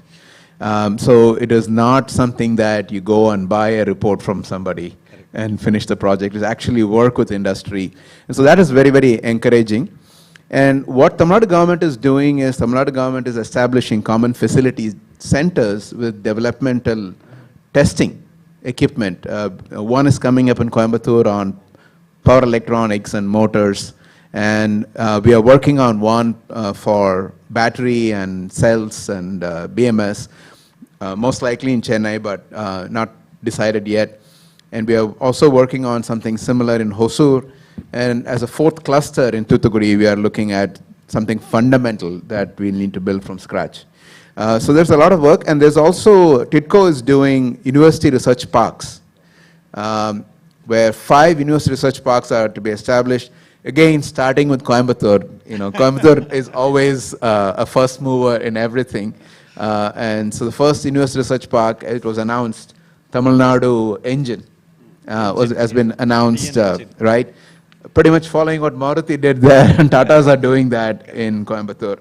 So it's definitely, the governments are doing it, but I think if you talk to TNASDC, they will say, we need more industry engagement, more industry engagement. So we'll work towards that. So over to you again, Vijay Krishna, to add on to this. So one thing I would like to add on is, there are some programs like ASDC is running BWalk in 3-year, diploma for 3-year diploma. But the problem in that particular thing is, as Ajesh sir said, if someone is fitting a door, for 3 years he's fitting a door. And at the same time, if you're teaching something in respect to technology or with respect to, let's say, engineering, that is not going into his brain because once he gets back to the manufacturing plant, he's only fitting a door. So the core here is multi-skilling. Like, don't put them, keep a rotation of it, because it's just 3 or 4 days and then the kid can learn the new skill. Suppose if you do a multi-skilling in the almost 3 years, the kid would have learned to assemble the car completely. And he would have learned, he or she would have learned about the complete car in the engineering side of it as well. So, the one thing which I would see is the programs are already there. It's only the thing is the industry also has to look at this, how to make it more enriching. So I've been a shift in charge. It's very tough for me to shift this multi-skilling, but yes, for the betterment of the industry, that's required. I think it will definitely pay off. I've had the fortune of working in US and in Europe and working with many Chinese companies. When people are talking about Chinese as cheap, I was really engaged with China and see what was happening there. So I could predict what could happen, and now it's happening. So I think it's very, very important that we invest, and what you invest, you reap, rather than you survive and sustain. And we talked about a lot of industry involvement, but I've been encouraging TNASDC and definitely the Epic Skill Development Center of engaging with an university and the institutions, where they need a constant feedback from us on what we need to see a change in their curriculum. We should be on their curriculum boards, because you represent the best input, the best connect to the industry, and I think it'll be very, very valuable. And we need to figure out something on how we can also reach out to the parents of people who are getting into, students who are getting into colleges and in schools and colleges and things like that, so that they will be better informed. Thankfully nowadays, the parents are giving enough freedom for youngsters to say, this is what I want to do, but we need to make sure that goes more. I think I don't want, any last words, and we should not stand between the crowd and lunch. If I can take one please. more. Yes. How many of us know that this state has invested over 3,000 crores and upgraded their 71 ITIs? One of the best, I would say, with Tata Technologies. And how many of us have visited? We are all in automobile field. So I think as engineers, my request, especially automobile engineers, my request is, I think we need to come out of the class, BE, MTech, PhD, premier institutions. Don't classify them. Walk into Ambattur ITI, walk into that center of excellence. My God, they have parked a Tata car there for people to do it. I mean, experiment it and I was surprised to see an ITI guy working on a digital twin. Absolutely. And our perceptions will have to change a little. And the skill certifications generally is very well accepted if it is SAP, Oracle and other things. But whereas when it comes to skill certifications in automobile, the perception is very different. So I think we have to up the perception. Any other last words? Yeah, this is something what I said in the other day. Thiru knows about it. I think we have to, I'm a little bit radical when it comes to this. I think we have to change the entire education system itself, how it is. I don't see why engineering has to be a 3 years or a 5-year program, right? Or a 4-year program. And for me, it's a solution. What is the problem? What is the solution? What are we trying to solve? What we are trying to solve is simple. A person should be able to get a job and earn a living. As simple as that, right? If I can create it in 6 months, why not? Why do we have to wait for 3 years for that person? Other day I was telling Innocent Madam also, if you have to give you a degree in 6 months, let us give it if that is what the parents want. Because that is not what the kids want. It's only the parents want, and it's probably some of the employers who are trying to take a degree and just trying, that it doesn't solve any purpose. I've seen so many engineering guys, even including in my own time and now, who cannot go to the job and do anything because they spend 6 months learning. And that is from my engineering, my own friends, as MDs in some of the big companies say, they spend a lot of time trying to make them learn and the managers get upset about it. So let us solve that. Let it bring it out of the company. Like ITIs, infrastructures are there. I think what you have to figure out of how we are going to use the infrastructure, create multiple batches, AI can also be learned in 6 months. I have seen, since in the auto industry, I have seen people build cars in the last about 3 years after COVID. Within about 3 weeks to 6 weeks, people are building cars from scratch. They are not going to be as sophisticated at it, but it solves the purposes. If 4 people can sit, the car is an electric car that moves from point A to point B, right? So that means there are talents, and these are not engineers and others. They are guys who are there, who have built cars or who are doing some kind of a welding work and things like that. So people's mindset is what we have to look at. If you create the ecosystem, I think Marketing and branding is one of it. I don't think ITIs, that's where they fail, because they don't market it and showcase that you will get a job. If you start showcasing that you can get a 3 lakh job by learning in an ITI, trust me, most of them will go to an ITI and try to start making money out of it. Most of us will agree. Shivshankari would agree. She's bringing very young women and making them convert IC engine vehicles to EV vehicles in less than 6 months, right? If you can give a degree, you will give it pretty fast. Oh, there you go. See, I think this is definitely a lot of germ. So we have a lot to chew on. As we chew on some food, let's think about it and let's talk. Yes.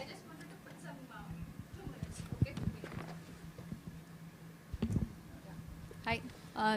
I take just 2 minutes of my time. I'm Shankari from AR4 Tech Private Limited. We focus on converting the IC vehicles into EV.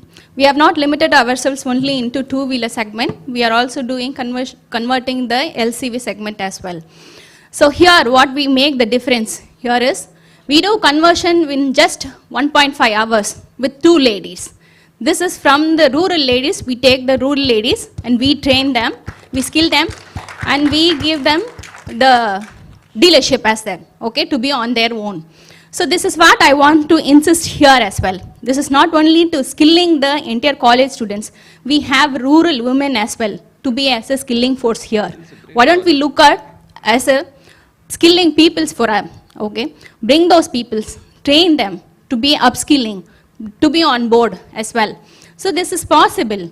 So since within this 2 years of period time, we have trained nearly 28 ladies. Okay, those peoples doesn't have any education at all. Okay, they have not even qualified 10th standard. Now we are talking about ITI peoples. Okay, these ladies doesn't even have passed 10th standard, and some of the ladies have even given grandchildren as well. Those are capable of getting trained. Okay, why don't we upskill these resources here? Okay, we are not tapping these peoples. This is what I just wanted to put. This is my last two cents here. Lovely. Good. Thank you. I'd like to wrap with this. I'm probably standing between you and your lunch. Thank you so much for your time. Appreciate it.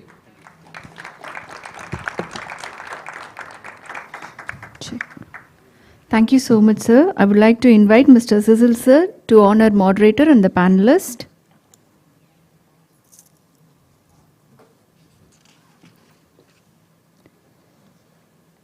And first, felicitation to Mr. Thiru Srinivasan, Senior Advisor, EV, FAME TN.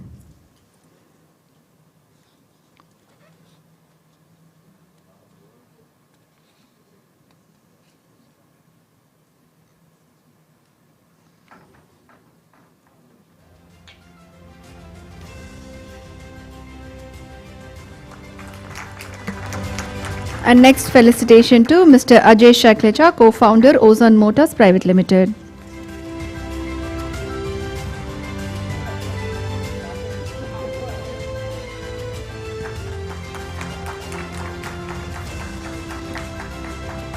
And next, felicitation to Mr. Supratish, Senior Program Associate in the Climate Program, WRI.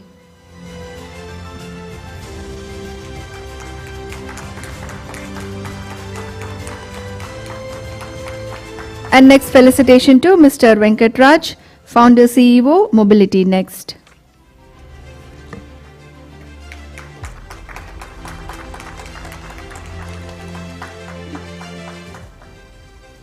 And next, felicitation to Mr. Vijay Krishna Kandula, Program Manager, IAS.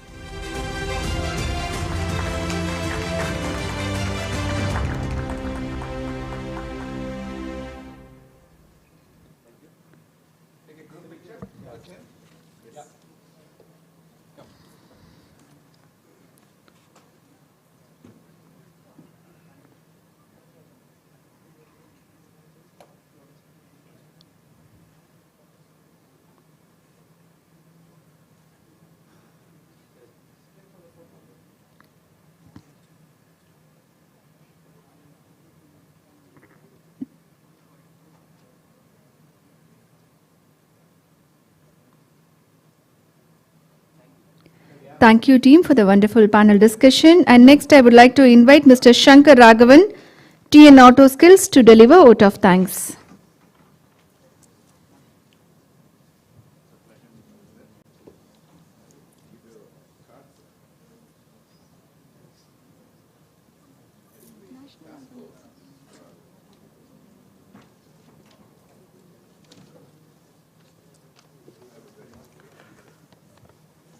Vanakkam all. On behalf of Tamil Nadu Auto Skills, I would like to extend a warm and heartfelt thanks to everyone who has made this event possible. Learning is not compulsory, neither is survival. That's what Edward Deming told us, which emphasizes that we live in a VUCA world and hence we must continuously embrace change and skill ourselves for survival. I would like to express our gratitude to all the distinguished guests, Srimati J. Innocent Divya, IAS, Thiru Rajkumar, and Thiru Lakshmi Narayanan for taking time out of your busy schedule and gracing the occasion. We are truly honored. Our heartfelt thanks to Thiru Arindam Lahiri, Thiru F.R. Singhvi, and Thiru Sriram Viji for their special address. We thank all the members of the panel discussion, Thiru Srinivasan, Thiru Ajesh Shaklecha, Thiru Supratish, Thiru Venkatraj, and Thiru Vijaya Krishna Kandula for their insightful discussion. We extend our sincere appreciation to all the corporates, guests, volunteers, and everyone else who has supported us, without whom this event would not have been possible. We truly appreciate the press for accepting our invitation and coming over. We hope they will ensure that our efforts will reach and benefit the youth of Tamil Nadu. Our sincere gratitude to CMRL for providing us with all the infrastructure and technical support for the program. The media team of Srimati Sindhuja from TNASDC for helping us with all the support for preparation. We would also like to thank all members of Vimy Magic Partner for managing this event and Phoenix Print Hub for printing the brochures for the event. Special thanks to our caterer Thiru Selvam and his team for providing snacks, tea, coffee, and the lunch which is waiting for you after the speech. 3 cheers to our entire team at TN Auto Skills for making this event a grand success. Last but not the least, I would like to thank our MC, Srimati Hema Rakesh, for successfully conducting the program. Once again, we thank each one of you for your invaluable contribution towards making this event a grand success. Thank you. Please join us at lunch on the 4th floor. Thank you. Thank you, sir. Kindly request all dignitaries to rise for the national anthem.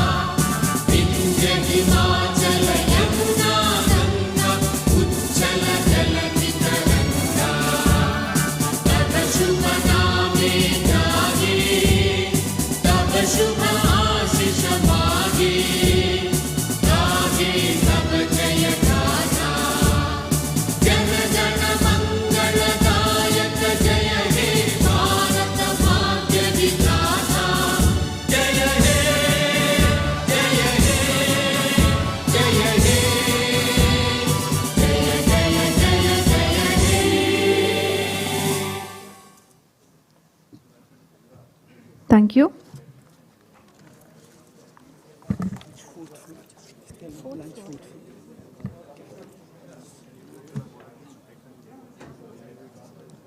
Kindly I request all volunteers to take all the dignitaries to the 4th floor for the lunch. I repeat, kindly I request all volunteers to take all dignitaries for the lunch to the 4th floor.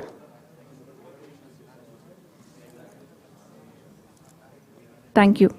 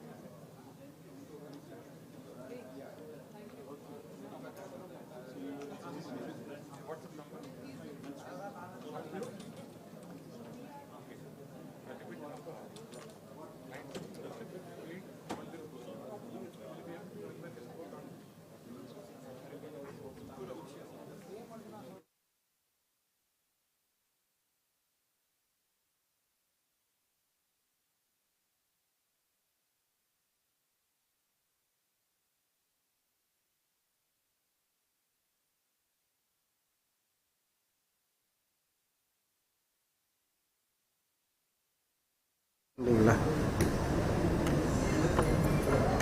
இல்லை இன்னும்.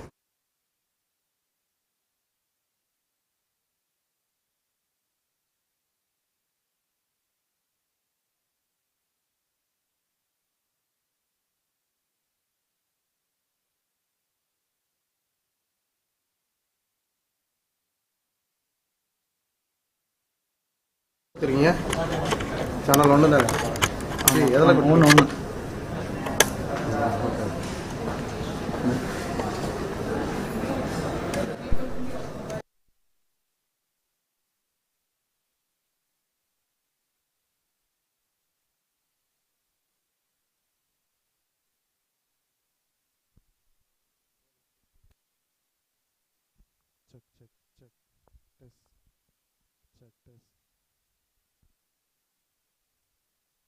Check, check.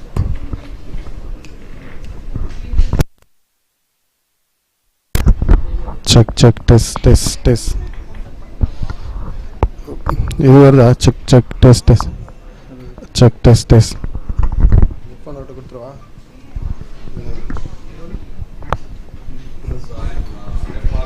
G G கொஞ்சம் இப்படி வந்துருங்க G.